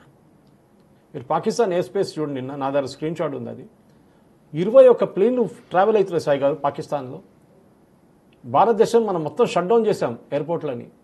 రిస్క్, ఎందుకంటే ఏదైనా మిసైల్ వస్తే సివిలియన్ ఎయిర్ క్రాఫ్ట్ మీద పోతుంది, అది పడిపోతుంది, అది కొట్టేస్తుంది. పాకిస్తాన్ ఏమో సివిలియన్ ఎయిర్ క్రాఫ్ట్ని యూజ్ చేస్తున్నారు. మనం ఏదో ఒకటి తప్పుగా కొట్టామనుకోండి, మన యాంటీ సిస్టమ్ మిసైల్ సిస్టమ్ కొట్టింది అనుకోండి, 200 మంది 300 మంది చనిపోతారు, పెద్ద ఇష్యూ అవుతుంది. పాకిస్తాన్ కావాలని చేస్తుంది అది. నిన్న 21 air craft flying at 7:30 PM Pakistan. ఇన్ని రాదు పాకిస్తాన్లో, యూజువలీ సింగిల్ డిజిట్లు ఉంటుంది, 9-8 ఎయిర్ క్రాఫ్ట్ ఒకటేసారి ఫ్లై అవుతుంది. ఇస్లామాబాద్, కరాచీ, పెషావర్ అట్లా ఫ్లై అవుతూనే ఉంటుంది. నిన్న 21 ఎయిర్ క్రాఫ్ట్ ఫ్లై చేయడానికి ఎందుకు పెట్టారంటే, వాళ్ళు డ్రోన్ లాంచ్ చేసిన అదే టైం అనమాట, డ్రోన్ లాంచెస్. కానీ ఇవాళ ఏం చేశారు, భారత్ ఎయిర్ ఫోర్స్ ఏం చేశారంటే, ఆ డ్రోన్ లాంచెస్ని కొట్టిపడేశారు మొత్తం. డ్రోన్ లాంచెస్ అది చిన్నగా ఉంటుంది, ఎక్కువ పెద్ద సైజ్ ఏం కాదు డ్రోన్ లాంచ్, ఎందుకంటే టర్కీ నుంచి తీసుకొచ్చింది వీళ్ళంతా. ఆ డ్రోన్ లాంచెస్ని డిస్ట్రాయ్ చేస్తే వాళ్ళు ఇంకా కొత్త డ్రోన్ లాంచెస్ తీసుకురావాల్సి వస్తుంది టర్కీ నుంచి. వాళ్ళ దగ్గర ఉంటుంది 30-40 ఉంటుంది, కానీ మళ్ళీ బయటికి తీసుకొస్తే మళ్ళీ కొడతారు దాన్ని ఎయిర్ ఫోర్స్ వాళ్ళు. ఎందుకంటే లాంచింగ్ ఎక్కడి నుంచి అవుతుందో చాలా క్లియర్గా తెలిసిపోతుంది. మన దగ్గర, మన దేశంలో మిలిటరీ వాళ్ళకి సపరేట్ శాటిలైట్స్ ఉన్నాయి సాయి గారు, అది మనం పబ్లిక్లో డిస్కస్ చేయలేం డీటెయిల్స్. దానికి ఉందని అందరికి తెలుసు. దాని నుంచి వాళ్ళకి కంటిన్యూస్ ఇమేజరీ వస్తూనే ఉంటుంది. ఇజ్రాయెల్లో చూడండి, ఇజ్రాయెల్ వాళ్ళ దగ్గర ఉన్న, ఈవెన్ మన దగ్గర ఉన్న శాటిలైట్ టెక్నాలజీలో ఇప్పుడున్న కార్ నంబర్ ప్లేట్ చదవచ్చు మీరు శాటిలైట్ నుంచి. కార్ నంబర్ ప్లేట్ ఆలోచించారు, అంత క్లారిటీ మీకు వస్తుంది అనమాట. సో వీళ్ళు డెఫినెట్గా ఇప్పుడు ఇజ్రాయలీస్ చూడండి, హమాస్ లీడర్ ఎవరైనా వాళ్ళ ఇంటి నుంచి బయటికి రాగానే శాటిలైట్లో ట్రాక్ చేస్తారు, వాళ్ళు ఎక్కడికి వెళ్తున్నాడు, ఏం చేస్తున్నాడు, రస్తాలో దొరకంగానే బాంబు వేసేస్తారు వాళ్ళ మీద. ఓకే, మనం కూడా అదే చేస్తున్నాం. ఎవరు దీని గురించి మాట్లాడలేదు. We're all speaking out satellites, about missiles గురించి మాట్లాడుతున్నాం, డ్రోన్స్ గురించి మాట్లాడుతున్నాం, యాంటీ ఎయిర్క్రాఫ్ట్ సిస్టమ్ గురించి మాట్లాడుతున్నాం, SU-400 మాట్లాడుతున్నాం, ఆకాష్ మాట్లాడుతున్నాం. కానీ that India is using it's satellite imagery అని మాట్లాడలేదు. దిస్ ఈజ్ వేర్ మనకి ఎడ్జ్ అనమాట. పాకిస్తాన్కి ఇది లేదు. వాళ్ళు బ్లైండ్గా షూట్ చేసి దానికోసం సాయి గారు బ్లైండ్గా ఎందుకు షూట్ చేస్తున్నారంటే, వాళ్ళ దగ్గర ఇట్లాంటి ట్రాకింగ్ సిస్టమ్స్ లేవు, ఇట్లాంటి ట్రైనింగ్ సిస్టమ్స్ కూడా లేవు వాళ్ళ దగ్గర. సో డెఫినెట్గా భారతదేశానికి చాలా మంది టెక్నాలజీ పెద్ద అడ్వాంటేజ్. నిన్న కూడా చూసుంటారు, మన బెంగళూరు నుంచి ఒక కంపెనీ ఉంది, డ్రోన్ మ్యానుఫ్యాక్చరింగ్ కంపెనీ. వాళ్ళు ఇచ్చిన సూసైడల్ డ్రోన్సే కమకేసి మనం వాడుతున్నాం ఇప్పుడు పాకిస్తాన్ మీద. సో వాళ్ళు 2000 ఇచ్చారంట డ్రోన్స్, 2000 డ్రోన్స్ సప్లైడ్. మళ్ళీ ఆర్మీ కొత్తగా తీసుకొని ఉంటారు ఇప్పుడు, క్వాంటిటీ ఎక్కువ. So we're covered. ఇప్పుడున్న మనం చూసాం, పాత వార్ లాగా కాదు ఇప్పుడు వార్. మనం దీంట్లో ముందు కూడా మాట్లాడాం, వార్ అనేది మారిపోయింది కాన్సెప్ట్. ఇప్పుడున్న యుద్ధం కాదు, అది different type of technology warfare ఇప్పుడు నడిచేది. అండ్ దాంట్లో we have got an upper edge Pakistan కన్నా. పాకిస్తాన్ బ్లైండ్గా షూట్ చేస్తున్నారు, ఎక్కడో ఏదో కొడితే అయిపోతుంది కదా, మనకు పెద్ద న్యూస్ వస్తుందని చెప్పేసి. కానీ మనం కన్సిడరేట్గా పెట్టి కావాలని చెప్పి ఎక్కడ కొట్టాలో అక్కడే కొడుతున్నాం మనం. ఇవాళ 3 ఎయిర్ ఫోర్స్ బేస్ మీద కొట్టాం వాళ్ళది. ఒకటి రన్వే డ్యామేజ్ అయింది, ఇంకో టర్మినల్ బిల్డింగ్ డ్యామేజ్ అయింది, మూడోది ఇంకా రిపోర్ట్ రాలేదు ఏం జరిగిందనేది. సో పాకిస్తాన్ ఇప్పుడు ఏం చేస్తుందంటే అమృత్సర్ లాంటి ప్లేస్ మీద, గుర్దాస్పూర్ లాంటి ప్లేస్ మీద, ఫిరోజ్పూర్ లాంటి ప్లేస్ మీద టార్గెట్ చేస్తున్నారు. అక్కడున్న ప్రజలకి ఇది కొత్తది కాదు. వాళ్ళు దీనికన్నా ముందు 70 కట్లు చూశారు, దాని తర్వాత చూశారు. వాళ్ళకి రెగ్యులర్గా పాకిస్తాన్ వైపు నుంచి వస్తూనే ఉంటుంది వాళ్ళకి, ఎస్పెషలీ వార్ సిచ్యువేషన్లో. కానీ లాస్ట్ ఒక 20 సంవత్సరాల వార్ లేకుండే, ఇప్పుడు మొదలైంది మళ్ళీ. So the again waking up to the drill అన్నమాట దానికోసం. సో డెఫినెట్గా జరుగుతుంది సాయి గారు. ఈ ఆర్మ్ డ్రోన్స్ వీళ్ళు యూజ్ చేస్తున్నారు చూడండి, ఇంకొక 4-5 రోజుల్లో వీళ్ళకి అయిపోతుంది క్వాంటిటీ. 4000 తెప్పించారని చెప్తున్నారు. బహుశా ఇంకా 4 days దాకా వాడుకుంటారు ఇది. దాని తర్వాత వాళ్ళ దగ్గర డ్రోన్స్ ఉండవు, మళ్ళీ టర్కీ సప్లై చేయాల్సింది మళ్ళీ, అప్పుడే ఉంటుంది వాళ్ళ దగ్గర. కానీ ఈసారి టర్కీ ఎయిర్క్రాఫ్ట్ వస్తే కూడా మనం ట్రాక్ చేసుకోవచ్చు వాళ్ళు ఈజీగా. ఎందుకంటే వాళ్ళ దగ్గర డబ్బులు లేవు సాయి గారు. ఒకటి, టర్కీ ఏం తీసుకుంటారో నాకు అర్థం కావట్లేదు.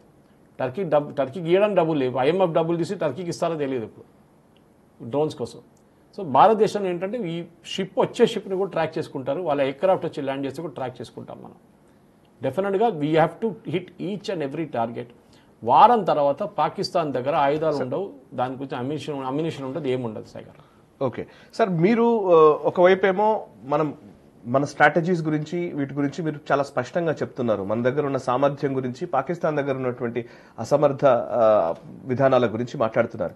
బట్ మన దగ్గర ఉన్న వాళ్ళు చాలా మంది ఇప్పుడు డీఎస్కలేట్ చేయాలి, శాంతి వచనాలు వల్లిస్తున్న వాళ్ళు కొంతమంది ఉన్నారు. నిజానికి ఇప్పుడు అసలు యుద్ధం వల్ల ఏం జరుగుతుంది, యుద్ధం వల్ల నష్టపోతాము, ఇరు వర్గాలము నష్టపోతాము, సరిహద్దుల్లో ఉన్న వాళ్ళు ప్రాణాలు కోల్పోతున్నారు. మొన్నైతే మెహబూబా ముఫ్తీ అయితే కన్నీళ్లు పెట్టుకుంది. ఇప్పుడు చేతన్ భగత్ది ట్వీట్ చదువుతున్నాను నేను ఇందాకనే. అసలు ఇప్పుడే యాపిల్ కంపెనీ ఇక్కడికి తన పెట్టుబడులని ఇండియాకి తీసుకొస్తోంది, మనం నష్టపోబోతున్నాము, అనవసరంగా ఈ చెస్ట్ థంపింగ్ మాటలు ఎందుకు, ఇవన్నీ మాట్లాడుతున్నారు. ఈవెన్ కాంగ్రెస్ కేరళ గురించి మీరు చెప్పాలి. యాక్చువల్లీ కాంగ్రెస్ కేరళ హ్యాండిల్ నుంచి అయితే రోజు అదే జరుగుతోంది. సో ఓవైపు రేవంత్ రెడ్డి ఏమో యుద్ధం చేయాలంటున్నారు, ఓవైపు అటు కాంగ్రెస్ ఓవైసీ యుద్ధం చేయమంటున్నాడు, అటు కాంగ్రెస్ కేరళనేమో ఇంకోలాగా మాట్లాడుతుంది. ఏంటి ఒకసారి అక్కడ కాంగ్రెస్ కేరళ నుంచి వస్తున్న వాటి మీద మీరు కూడా ట్వీట్ చేస్తున్నారు కదా, ఒకసారి చెప్తారా డీటెయిల్? వాళ్ళు రఫేల్ కాస్ట్ గురించి మాట్లాడారు. రఫేల్ మేము తీసుకున్నప్పుడు ఇన్ని కోట్లు వచ్చింది, వీళ్ళు తీసుకున్నప్పుడు ఇన్ని కోట్లు వచ్చిందని ఒక కామెంట్ కొట్టారు వాళ్ళు. సో దాని వ్యతిరేకంగా నేను చాలా మంది సోషల్ మీడియాలో క్రిటిసైజ్ చేశారు. మన ప్రేక్షకులు కూడా అర్థం చేసుకోవాలి, ఎందుకంటే వీరు చూసినప్పుడు సడన్ గా ఇది నిజం అనుకుంటారు. ఇది బేసిక్లీ ఒక కాస్ట్ ఉంటుంది సాయి గారు. ఏమైనా కొంటే మీరు ఏం కొనండి మీరు కొంటారు. ఫర్ ఎగ్జాంపుల్ వీళ్ళేమంటున్నారు, మేము తీసుకున్నప్పుడు రఫేల్కి 126 ఎయిర్క్రాఫ్ట్ మేము తీసుకోబోయామని. ఏకే ఆంటనీ వీడియో దాని కిందనే ఎవరో కామెంట్లో పెట్టారు ట్విట్టర్లో, మా దగ్గర డబ్బులు లేవు, ఎయిర్క్రాఫ్ట్ కొనడానికి ఏంటి మా దగ్గర నెగోషియేట్ చేయడానికి కూడా డబ్బులు లేవు అంటున్నారు. ఏకే ఆంటనీ ఇచ్చిన స్టేట్మెంట్ మాట అది. దాన్ని తీసుకొని మనం చూస్తే కూడా ఏకే ఆంటనీ ఏం చెప్పారో దాన్ని డెఫినెట్గా we should take that in to account. Sai గారు అది కాదు, దానికైనా ఇంపార్టెంట్ పర్ ప్లేన్ కాస్ట్ మేము 570 కోట్లు మాట్లాడుకున్నాం, మీరేమో 1600 కోట్లు తీసుకున్నారు ఒక ఎయిర్క్రాఫ్ట్ అని. కానీ వీళ్ళు అర్థం చేసుకుంటే ఏకే ఆంటనీ అదే పార్లమెంట్లో చెప్పారు, మేము నెగోసియేషన్ ఏం చేయలేదు, మా దగ్గర డబ్బులు లేవు, నెక్స్ట్ గవర్నమెంట్ వస్తారు కదా వాళ్ళు చూసుకుంటారని చెప్పి ఏకే ఆంటనీ పార్లమెంట్లో స్టేట్మెంట్ ఇచ్చారు. ఒక ఎయిర్క్రాఫ్ట్ తీసుకుంటున్నప్పుడు సాయి గారు మన కారు ఎప్పుడైనా హోర్డింగ్లో చూసుంటాం, ఓకే 8 లక్షలకి బండి అని చెప్పేసి బేస్ ప్రైస్ అని చెప్పి పక్కన ఒక స్టార్ పెడతారు, టర్మ్స్ అండ్ కండిషన్స్ అప్లై అని. అక్కడ వెళ్ళినప్పుడు అంటాడు దీనికి టైర్ లేదంటాడు. ఏంట్రా బాబు కార్ టైర్ లేకుండా ఎట్లా నడిపిస్తాం సార్, టైర్ అంటే ఎక్స్ట్రా టైర్ ఎంత అవుతుంది సార్ అని చెప్పి ఇంకొక 1,00,000 రూపాయలు పెడతాడు దానికి, లేకుంటే 50,000 రూపాయలు పెడతాడు టైర్లకి. అది అయిపోయింది అంటాడు సార్ పవర్ విండో లేదు సార్ అంటాడు. అరే ఇంత కార్ కొన్నప్పుడు పవర్ విండో లేదా, ఇంకెంత అవుతుందా, ఇంకొక 50,000 సార్ అంటాడు. దాని తర్వాత సార్ దీంట్లో ఎయిర్ బ్యాగ్ లేవు సార్ అంటారు. అరే 9 లక్షలు అయింది 10 లక్షలు అయిపోతుంది ఇప్పుడు, దాంట్లో ఎయిర్ బ్యాగ్ లేదా, ఎయిర్ బ్యాగ్ పెట్టొచ్చు సార్ అంటాడు. దానికి సార్ 50,000 అంటాడు. మళ్ళీ ఏబిఎస్ లేదు సార్ అంటాడు, ఏబిఎస్ పెట్టండి అంటాడు. ఎయిర్ కండిషనింగ్ లేదు సార్ అంటాడు, ఏసీ పెట్టమంటారు. దాన్ని చూస్తే హై ఎండ్ మోడల్కి వెళ్ళిపోతుంది కారు. ఇక్కడ 8 లక్షలు చూపించిన అక్కడ వెళ్ళే 16 లక్షలు అవుతుంది. రఫేల్ కూడా అంతే. వీళ్ళు కాంగ్రెస్ వాళ్ళు చెప్తున్న rate first of all envelope open చేయలేదు. మనం we will take it at face value. 570 కోట్లు అన్నారు సాయి గారు. ఇంజిన్ లేదు దానికి, ఇంజిన్ కాస్ట్ లేదు దాంట్లో. కాంగ్రెస్ వాళ్ళు నెగోషియేట్ చేసిన దాన్ని మీరు ఎట్లా నడిపిస్తారు ఫైటర్ ఎయిర్క్రాఫ్ట్ ఇంజిన్ లేకుండా? రఫేల్ మన దగ్గర వచ్చినప్పుడు రఫేల్కి ఇంజిన్ సప్లై చేసే కంపెనీ పేరు సాఫ్రాన్. వాళ్ళకి హైదరాబాద్లో ఒక డిజైన్ యూనిట్ ఉంది సాఫ్రాన్కి. సాఫ్రాన్ కంపెనీ ఏం చెప్పారంటే మన దగ్గర వచ్చి నెగోషియేట్ ఎట్లా చేస్తారు సాయి గారు, వాళ్ళు ఫస్ట్ వచ్చి మన దగ్గర అడుగుతారు మీకు ఎట్లాంటి ఇంజిన్ కావాలని అడుగుతారు. మనం రఫేల్ గురించి రఫేల్ తీసుకున్నప్పుడు మనం 3 స్క్వాడ్రన్లు తీసుకున్నాం. ఒక స్క్వాడ్రన్ ఏమో మనం అరుణాచల్ ప్రదేశ్లో పెట్టాం, ఇంకోటి లదాఖ్లో పెట్టాం, మూడోదేమో రాజస్థాన్ వైపు పెట్టాం, రాజస్థాన్ పంజాబ్ వైపు పాకిస్తాన్ అటువైపు చూసుకోవడానికి. మన ప్రాబ్లం ఎక్కడ వస్తుందంటే రాజస్థాన్లో మీకు +50 డిగ్రీస్ దాకా వెళ్తుంది, 55 కూడా వెళ్తుంది, 55 దాకా వెళ్తుంది. అది కాకుండా థార్ డెజర్ట్లో శాండ్ స్టామ్స్ వస్తుంది, మీకు ఇంజిన్ లోపలికి వెళ్ళిపోతుంది, శాండ్ అంతా వెళ్ళిపోతే ఇంజిన్ మొత్తం స్పాయిల్ అయిపోతుంది. ఇంజిన్ దాని హార్ట్, ఆల్మోస్ట్ ఇంజిన్ కాస్ట్ 30% ఉంటుంది ఎయిర్క్రాఫ్ట్ కాస్ట్కి. అప్పుడు ఏమంటాం మనం వాళ్ళ దగ్గర, ఇట్లా సిచ్యువేషన్ ఉంది, మీరు ఇట్లాంటి ఇంజిన్ తయారు చేయాలంటే వాళ్ళు స్పెసిఫిక్గా దానికి ఇంజిన్ తయారు చేస్తారు. మళ్ళీ అడిగారు ఇంకేమైనా మీకు కావాలని అడిగారు. ఎస్, లద్దాఖ్లో -30 డిగ్రీస్ ఉంటుంది, మరి ఇక్కడ +55 డిగ్రీస్, అక్కడే -30 డిగ్రీస్. అయిపోయిందా అని అడిగితే కాదు కదా. అరుణాచల్ ప్రదేశ్లో ఎప్పుడు చూస్తే వర్షం పడుతూనే ఉంటుంది, వర్షం ఇంజిన్ లోపల నీళ్ళు వెళ్ళకూడదు. సో ఈ సాఫ్రాన్ కంపెనీ టైం తీసుకొని డిజైన్ చేసి స్పెషల్ ఇంజిన్ తయారు చేసి ఇస్తారు. ఎందుకంటే ఈ స్క్వాడ్రన్స్ మనం మూవ్ చేస్తూ ఉంటాం, హాషిమరా నుంచి ఇంకో బేస్కి మూవ్ చేస్తుంటాం, మన ఇంకో బేస్కి లద్దాఖ్ వైపు పంపిస్తుంటాం అనమాట, లే ఎయిర్పోర్ట్కి. సో డెఫినెట్గా ఈ కాస్ట్ ఎక్కువ అవుతుంది. సో నెక్స్ట్ ఏవియానిక్స్, దాంట్లో పెట్టిన ఏవియానిక్స్ స్పెషల్గా మన కోసం తయారు చేస్తారు.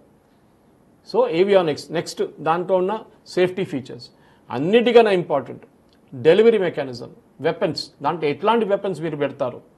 ఎందుకంటే Rafale won't supply you the weapons, వాళ్ళు సప్లై చేయరు, కానీ వెపన్స్ని తీసుకెళ్ళడానికి ఉన్న కెపాసిటీకి, ఆ వెయిట్కి వాళ్ళు అట్లాంటి ఇంజిన్ కానీ అట్లాంటి ఫ్రేమ్ తయారు చేసిస్తారు మీకు.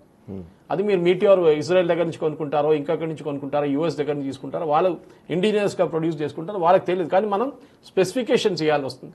దీనికి 500 కిలోలు వెయిట్ ఉన్నాయి, దీనికి 300 కిలోలు వెయిట్ ఉన్నాయి, ఇది లెఫ్ట్ వింగ్, ఇది రైట్ వింగ్లో ఉండాలని చెప్పేసి. సో వాళ్ళు అట్లా తయారు చేస్తారు ఎయిర్క్రాఫ్ట్. ఈ కాంగ్రెస్ వాళ్ళకి బుద్ధి లేదు సాయి గారు. 1600 కోట్లు అనేది we negotiated government to government. Adani అంబానీకి ఇచ్చారు అని చెప్పేసి ఇవాళ కూడా కాంగ్రెస్ కేరళ హ్యాండిల్ పెట్టారు. అదానీ అంబానీకి వీళ్ళకి తెలియదు. ఈ కంపెనీ రఫేల్ అనే కంపెనీ, ఎయిర్క్రాఫ్ట్ మ్యానుఫ్యాక్చర్ చేసే కంపెనీ పేరు డెసా ఏవియేషన్. వాళ్ళు సివిలియన్ ఎయిర్క్రాఫ్ట్ తయారు చేస్తారు.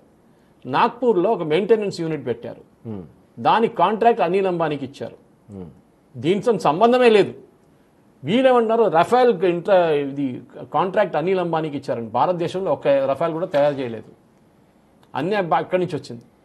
36 ఎయిర్క్రాఫ్ట్ ఫ్రాన్స్ నుంచి డైరెక్ట్ వచ్చింది. అన్నిటికంటే ఇంపార్టెంట్, మోదీ గారు ఏం చేశారంటే కాంగ్రెస్ హయాంలో ఏజెన్సీ కమిషన్ కోసం కాంట్రాక్టర్ని పెట్టుకున్నారు, వీళ్ళు మిడిల్ మెన్ పెట్టుకున్నారు. మనకందరూ తెలుసు, బోఫోర్స్ నుంచి అన్ని స్కాండల్లో మిడిల్ మెన్ ఉంటారు, 10 నుంచి 20% తీసుకెళ్ళిపోతారు. ఎవరు తీసుకెళ్తారు మన అందరికి తెలుసు.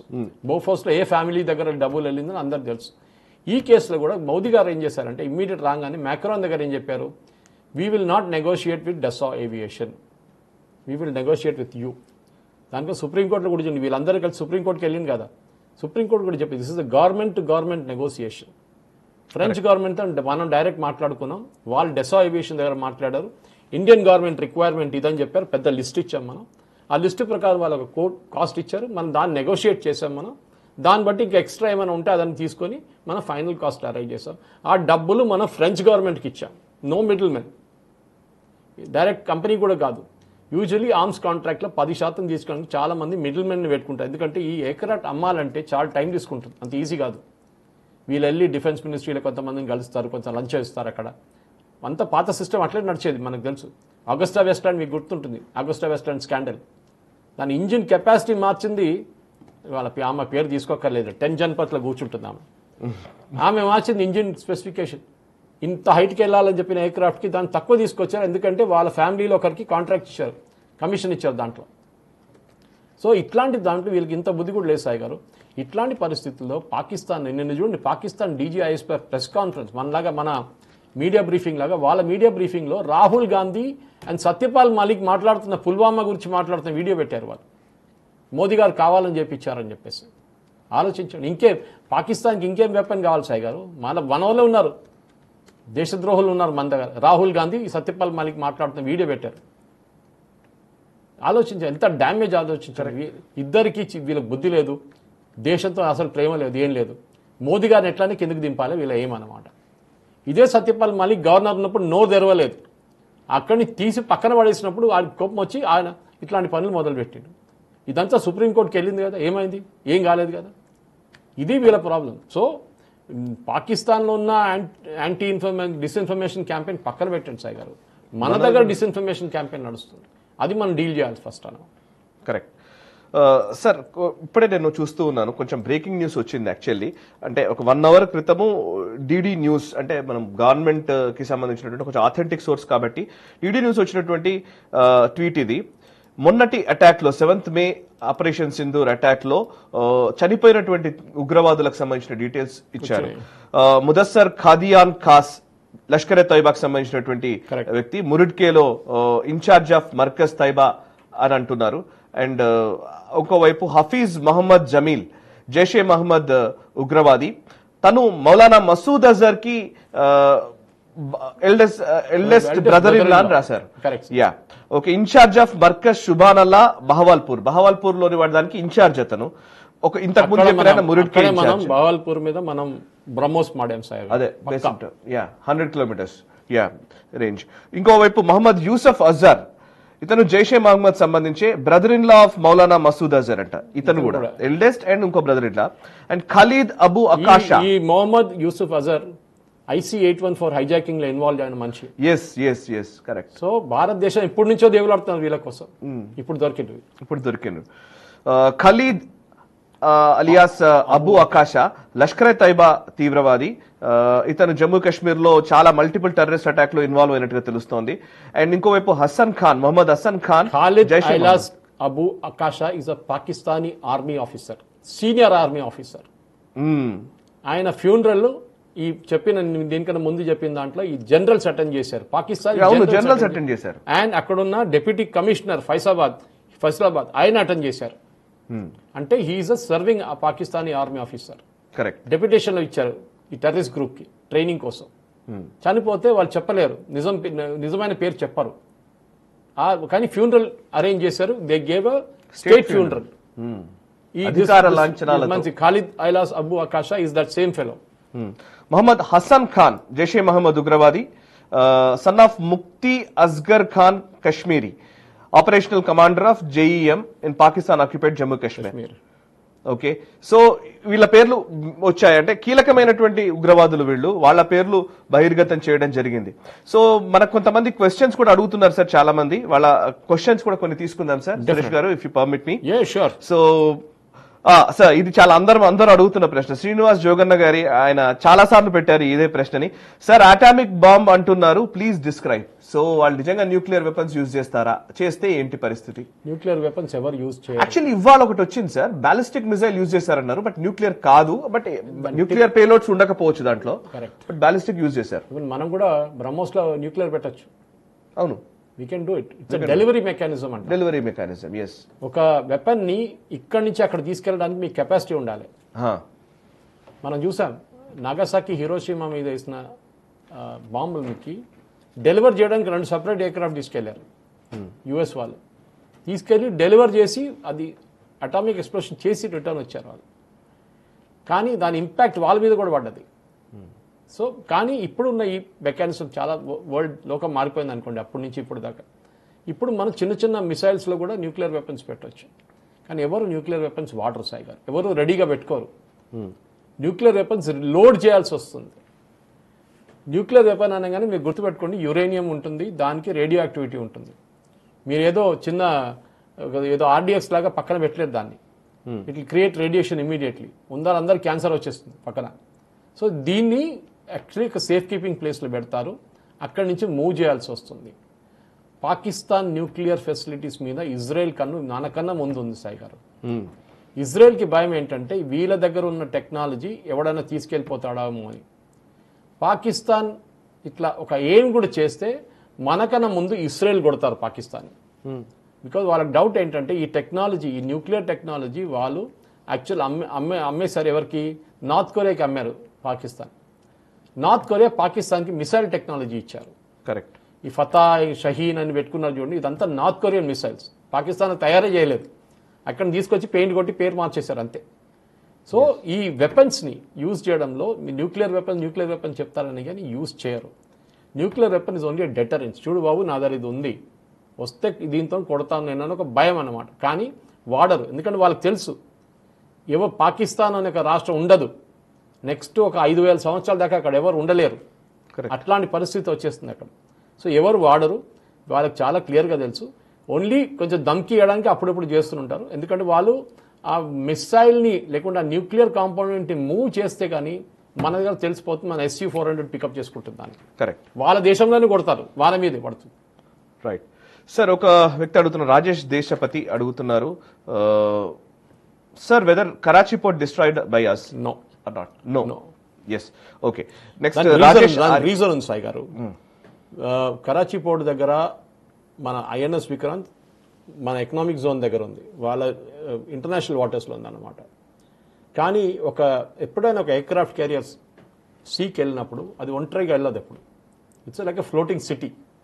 దాని చుట్టుపక్కన ఒక 6 డెస్ట్రాయిస్ ఉంటుంది, 6 నుంచి 8 డెస్ట్రాయిస్ ఉంటుంది, ఫ్రిగేట్స్ ఉంటుంది, సబ్మెరీన్ ఉంటుంది కింద. ఒకటే ట్రావెల్ చేస్తారనమాట. ఎందుకంటే మదర్ షిప్ INS విక్రాంత్ అనేది మదర్ షిప్ని ఎప్పుడు కొట్టకూడదు, ఏం డ్యామేజ్ జరగకూడదు. వీళ్ళు యూజువల్లీ షిప్ మీద ఫైర్ చేసి హీట్ సీకింగ్ మిసైల్స్ కొడతారు. హీట్ సీకింగ్ మిసైల్ ఏం చేస్తుందంటే ఫైర్ చేసినప్పుడు ఎక్కడ ఎక్కువ వేడి ఉందో అక్కడికి వెళ్ళిపోతుంది. అది ఇంజిన్ రూమ్లో ఉంటుంది ఎక్కువ, unless it's nuclear powered submarine or nuclear powered aircraft carrier. US దగ్గర ఉంది, మన దగ్గర లేదు. మనం ఇప్పుడు కూడా డీజిల్ వాడుతున్నాం. ఇదేమవుతుందంటే ఆ ఇంజిన్ రూమ్కి వెళ్ళి కొట్టుతుంది. చుట్టుపక్కల డెస్ట్రాయర్స్ ఉందనుకోండి, ఫ్రిగేట్స్ ఉందనుకోండి, అదే మిసైల్ వీళ్ళు వెంట పడతారు చిన్న వెసల్ మీద. మదర్ షిప్ సేఫ్గా ఉండిపోతుంది, మదర్ షిప్ మీద ఏ అటాక్ జరగదు.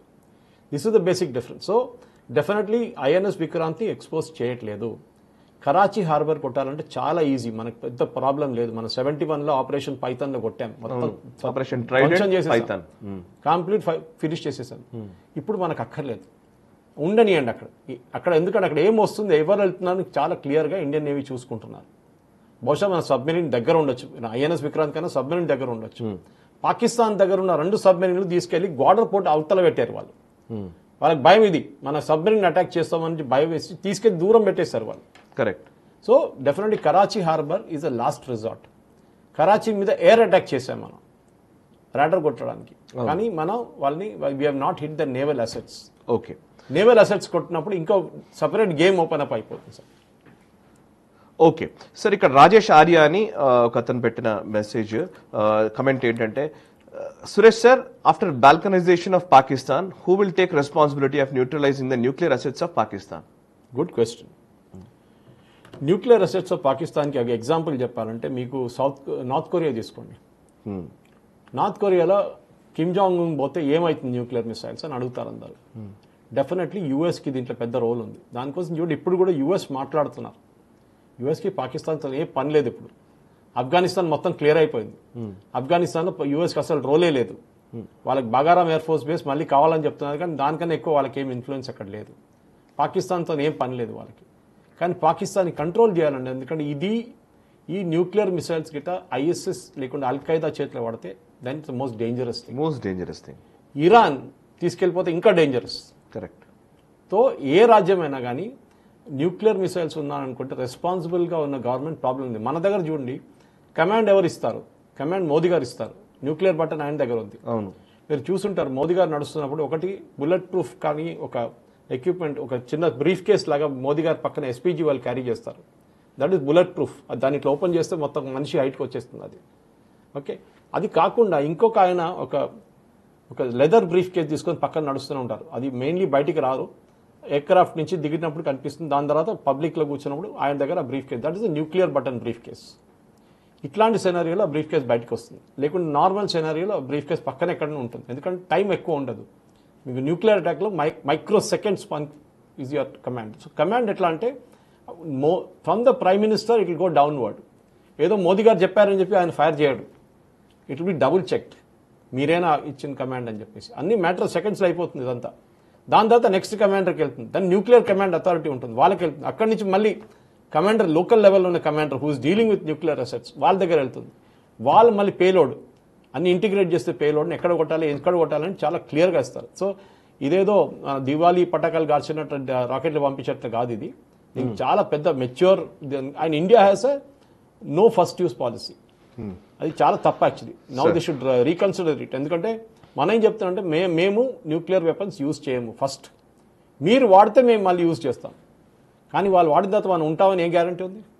అంటే మన వాళ్ళు కొంచెం సవరించారు సార్ మొన్న మధ్య global now they are changing the policy. They have changed. First use తీసేస్తున్నారు. నో ఫస్ట్ యూజ్ కంటే ఒకవేళ మీరు న్యూక్లియర్ వాడుతున్నామని మాకు తెలిసిన క్రెడిబుల్ ఇన్ఫర్మేషన్ మాకున్నా మేము న్యూక్లియర్ యూజ్ చేయొచ్చు. So we're removing that complete ఒక స్టేట్మెంట్ రిమూవ్ చేసేస్తున్నాం. So that is the change అన్నమాట. ఇంకొక కీలకమైన పరిణామం గురించి ఒక ప్రశ్నలు సార్. 2 ధన్విత వ్లాగ్స్ ఒక ప్రశ్న ఏంటంటే why yesterday IMF gave money to Pakistan, 1. 2 Trivikramarao Duggirala, 2 link ఉన్నది. జయశంకర్ మార్కో రూబియో మాట్లాడుకున్నారు, అలాగే రూబియో డైరెక్ట్ గా అసీం మునీర్తో మాట్లాడుతున్నారు. అంటే బేసికలీ యుఎస్ స్టాండ్ ఏంటి అనే దగ్గర కొంత కన్ఫ్యూజన్ ఉన్నట్టుగా భావిస్తున్నారు. ఐఎంఎఫ్ లోన్ ఎప్పుడో ఇస్తామన్నదే ఇప్పుడు వాళ్ళు ఇస్తున్నారు, దానికి దీనికి సంబంధం లేదా, లేకపోతే అమెరికా స్టాండ్ లో ఏమన్నా మార్పు ఉందా అనే ఒక కన్ఫ్యూజన్ కూడా క్రియేట్ అవుతోంది. So Marco Rubio, even Donald Trump మాటలు, లేకపోతే ఇవన్నీ చూస్తే అసీం మునీర్తో మాట్లాడుతున్నారు, జయశంకర్ చాలా క్లియర్ గా చెప్పారు అని అంటున్నారు. కాబట్టి సో యుఎస్ స్టాండ్ విషయంలో ఐఎంఎఫ్ లోన్ కి లింక్ ఏంటి? ఐఎంఎఫ్ లోన్ లో యుఎస్ కి ఓటింగ్ ఎక్కువ ఉంటుంది. మనం నిన్న అబ్సెంట్ ఉన్నాం. మనం we did not participate in the voting. Correct. కానీ మనం ఓటింగ్ నుంచి పక్కన జరిగితే కూడా ఓటింగ్ నడుస్తుంది ఎట్లయినా. ఈ డబ్బులు సాయి గారు కాంట్రాక్టర్స్కి ఇస్తారు డైరెక్ట్గా. ఐఎంఎఫ్ ఎప్పుడు డబ్బులు డైరెక్ట్ గవర్నమెంట్కి ఇవ్వదు. గవర్నమెంట్ ఎస్క్రో అకౌంట్లో ఉంటుంది. అక్కడి నుంచి ఒక్కొక్క బిల్ పేమెంట్కి దేనికి వాడుతున్నారో అని చెప్పి ఐఎంఎఫ్ ట్రాక్ చేస్తారన్నమాట. మనకు భయం ఏంటంటే పాకిస్తాన్ వాళ్ళు మళ్ళీ తీసుకెళ్లి మళ్ళీ ఏదైనా తుపాకీలో లేకుంటే న్యూక్లియర్ వెపన్సో లేకుంటే మిసైల్సో డ్రోన్స్ కొనుక్కుంటారని చెప్పి మనకు భయం ఉంది. డెఫినెట్గా మిస్యూజ్ చేస్తారు పాకిస్తాన్. కానీ వాళ్ళ దగ్గర ఇప్పుడు ఉన్నది $12 బిలియన్ సాయి గారు అంతే. 2 నెలలకి క్రూడ్ ఆయిల్ కొనడానికి, అంటే పెట్రోల్ డీజిల్ కొనడానికి డబ్బులు ఉంది అంతే వాళ్ళ దగ్గర. తిండి కొనడానికి డబ్బులు లేవు బయట నుంచి ఏమైనా తీసుకురావాలంటే. ఓకే, అట్లాంటి పరిస్థితుల్లో $1 బిలియన్ ఇచ్చారు. ఫస్ట్ $5 బిలియన్ ప్యాకేజ్ ఇచ్చారు. యాక్చువల్లీ ఇది దాంట్లో $1 బిలియన్ ఇచ్చారు. కానీ దాంట్లో చాలా స్ట్రిక్ట్గా ట్రాకింగ్ ఉంటుంది, మనం ఆపలేము. మీరు అడిగిన ప్రశ్నకి రోగ్ స్టేట్ పాకిస్తాన్. కరెక్ట్. రేపు ఇదే మిలిటరీ గవర్నమెంట్ని ఇంకో మిలిటరీ గవర్నమెంట్ టేక్ ఓవర్ చేస్తే ఏం చేస్తారు? మేము తాలిబాన్తో ఉన్నామంటారు వాళ్ళు. వీఆర్ అఫిలియేటెడ్ ఆఫ్ఘనిస్తాన్ అంటే ఇమ్మీడియట్ యూఎస్కి భయం అవుతుంది. ఈ తాలిబాన్ వాళ్ళు తీసుకెళ్ళిపోతారా మా న్యూక్లియర్ వెపన్స్ అని చెప్పేసి. దానికోసం వాళ్ళు డిస్ట్రాయ్ చేస్తారు కావాలంటే న్యూక్లియర్ వెపన్స్ని. US they will bring cruise missiles కొట్టి డిస్ట్రాయ్ చేసేస్తారు. కానీ it should not fall in to the wrong hands అంటారు ఇంగ్లీష్లో. డెఫినెట్గా that is the main thing. That nuclear weapons అనేది సేఫ్ కీపింగ్ చాలా ఇంపార్టెన్స్. మన దగ్గర కూడా మీరు చెప్పొచ్చా సాయి గారు ఎక్కడుంది మన న్యూక్లియర్ వెపన్స్ అని? అగ్ని ఎక్కడుంది చెప్పండి? Agni is nuclear weapon carrying. Correct. It is there. నాకు తెలుసు, అంటే నా లిమిటెడ్ నాలెడ్జ్ కి నాకు తెలుసు ఎక్కడ, కానీ మన పబ్లిక్ ఫోరం లో మాట్లాడకూడదు. Okay, so we know where it is. It must have moved. చెప్పలేము ఉన్న ప్లేస్ లో ఎక్కడో. నా 3 సంవత్సరాల ముందు I had a very reliable information. అక్కడి నుంచి బహుశా ఇప్పుడు ఇట్లాంటి యాక్టివ్ సిచ్యువేషన్ వాళ్ళు మూవ్ చేస్తారు. పాకిస్తాన్ బార్డర్ వైపు వెళ్ళిపోయి ఉంటుంది ఇప్పుడు దాకా. ఓకే, సో డెఫినెట్గా అగ్ని కానివ్వండి, Nag is anti tank missile. అగ్ని సిరీస్లో మనకు మొత్తం సిరీస్ ఉంది. 1600 కిలోమీటర్ల దాకా మనం కొట్టచ్చు. పాకిస్తాన్ 300 కిలోమీటర్స్ సాయి గారు బార్డర్ నుంచి.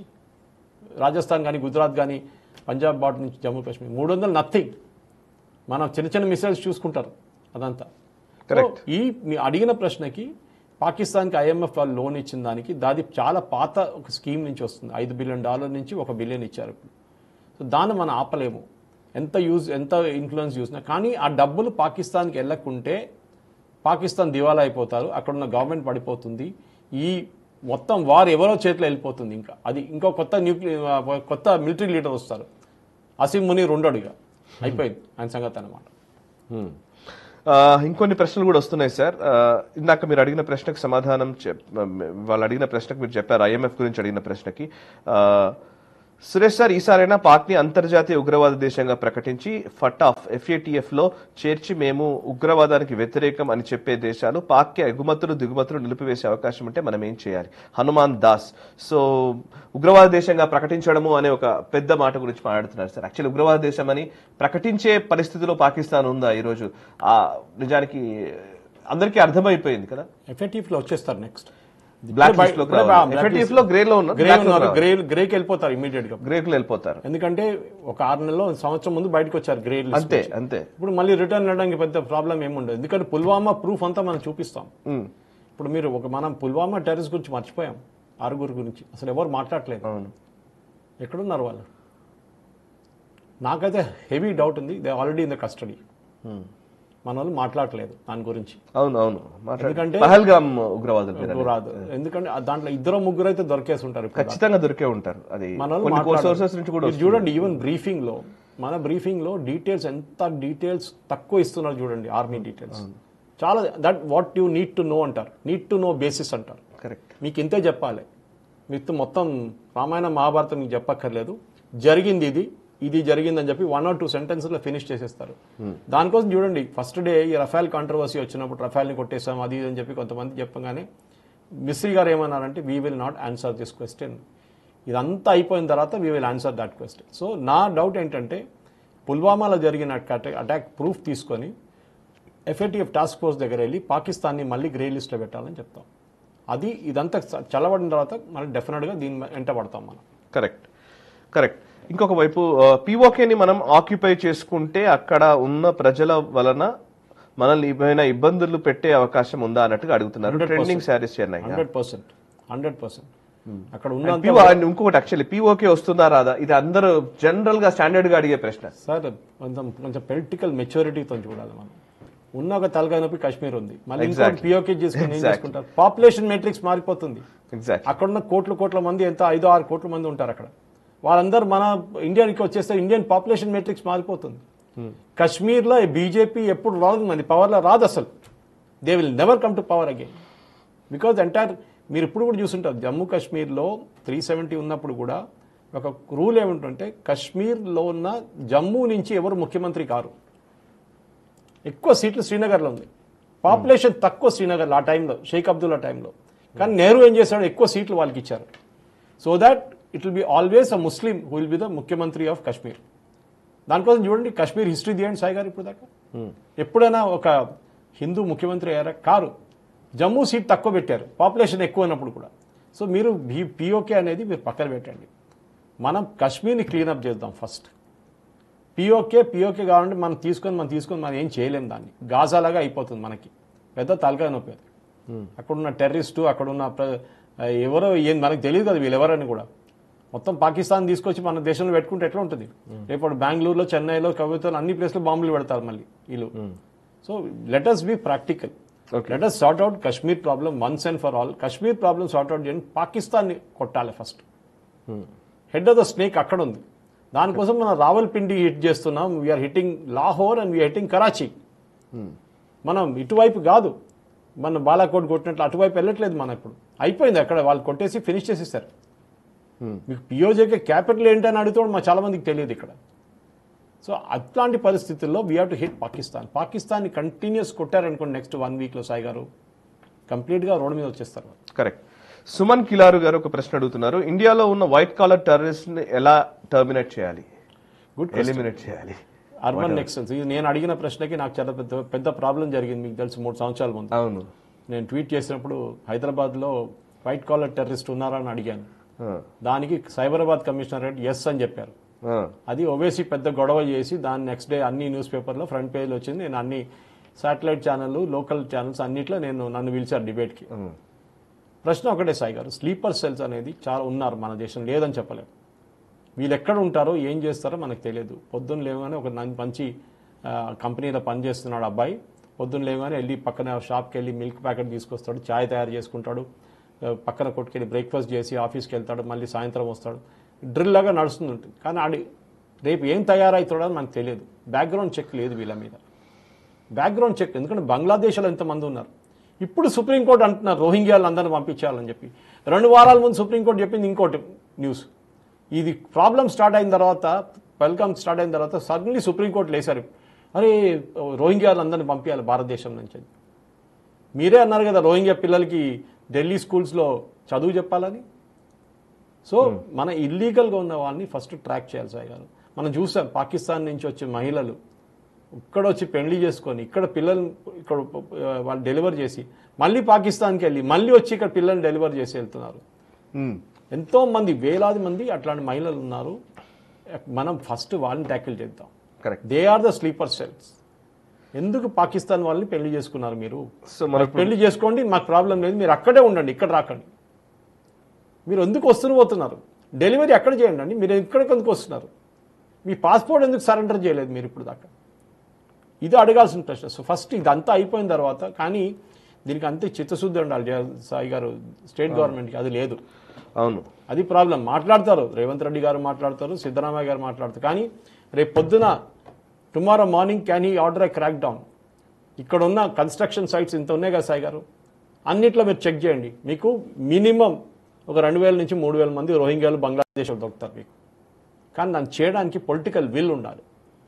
అప్పుడు ఓవైసీ పాట మార్చుతారు. సో ఇప్పుడు మీరు ఓవైసీ అంటుంటేనే ఇప్పుడు ఏఎన్ఐలో ఒక ఆయన మాట్లాడింది వచ్చింది సార్. ఆయన చెప్తున్న మాటలు కొంచెం చదువుతున్నాను యాక్చువల్లీ నేను.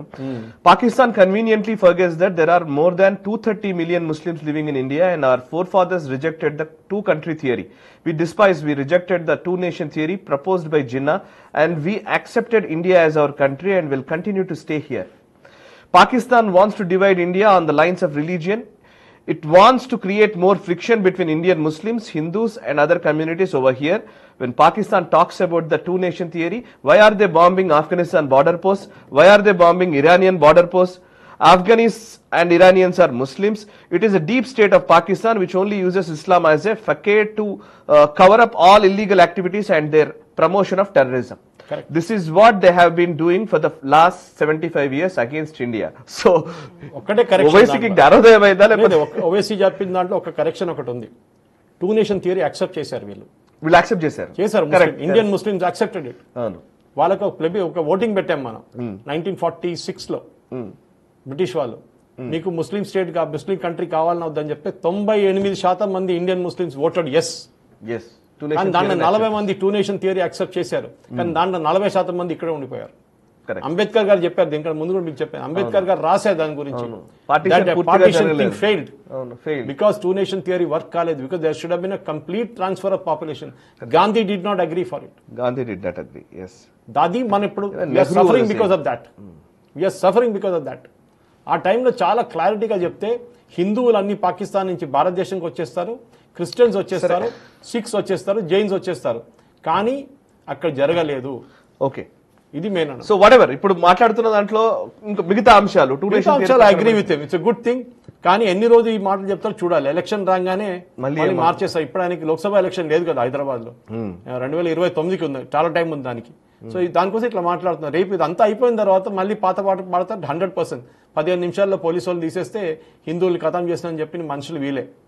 ఇలా బ్రదర్ చెప్పారు, కానీ ఆయన కూడా అదే థాట్ ప్రాసెస్ ఉంది. 2-3 ప్రశ్నలు తీసుకుంటాను సార్ ఫటాఫట్. సాయి గారు, సురేష్ గారు, పహల్గామ్ 4 అటాకర్స్ సంగతి ఏమైంది, ఏమైనా ఆచూకీ? ఇందాక దానికి ఆన్సర్ చెప్పారు సార్. యాక్చువల్లీ వాళ్ళు పహల్గామ్ అటాక్స్ లో ఉన్న వాళ్ళు ఈ పాటికే పట్టుకొని ఉంటారు అని అనేది మనం ఏం చెప్పలేము అఫీషియల్ గా కాదు. బట్ ఎస్, ఇంకోవైపు సార్ 2-3 ప్రశ్నలు మిస్ అవుతున్నాయి. సాయి గారు, one point in that very clear clarification. I believe the instruction went out from Prime Minister's office. At least 2 of them should be caught alive. మనకు కసబ్ దొరికాడని చెప్పి ముంబై 26/11 ట్రూత్ బయటకు వచ్చింది సాయి గారు. డేవిడ్ కోల్మెన్ హెడ్లీ ఎవరు, వీళ్ళందరి పేర్లు బయట వచ్చింది దాని తర్వాతనే. కసబ్ లేరు అనుకోండి, చనిపోయారు అనుకోండి, అప్పుడు మనం చంపేశారనుకోండి, మనకు అసలు ఎక్కడ ప్రూఫ్ దొరకదు మనకి. ఆర్ఎస్ఎస్ కి సాజిషన్ చెప్పి దిగ్విజయ్ సింగ్ రెడీగా ఉన్నారు. సో దిస్ ప్లేస్ ఇప్పుడు కూడా వీళ్ళని ఒక్కరో ఇద్దరిని దొరికితే కూడా చాలు మనకి. We can bring out entire conspiracy out. ఎందుకంటే పాకిస్తాన్ చెప్పారు కదా, మేము కావాలని జాయింట్ ఇన్వెస్టిగేషన్ చేస్తాం. Yes, we'll do joint investigation. కానీ మనం దీనికన్నా ముందు జరిగిన పుల్వామా కానీ దాని ఉరి అటాక్ లో కూడా మనం we gave DNA samples to Pakistan, కానీ పాకిస్తాన్ యాక్సెప్ట్ చేయలేదు. కరెక్ట్. సాయి గారు, యాక్చువల్ గా వార్ స్టార్ట్ అయిందా? వార్ స్టార్ట్ అయితే ఎన్ని డేస్ లో మనం రిజల్ట్స్ చూడొచ్చు? మనం ఎయిమ్ ఏంటి?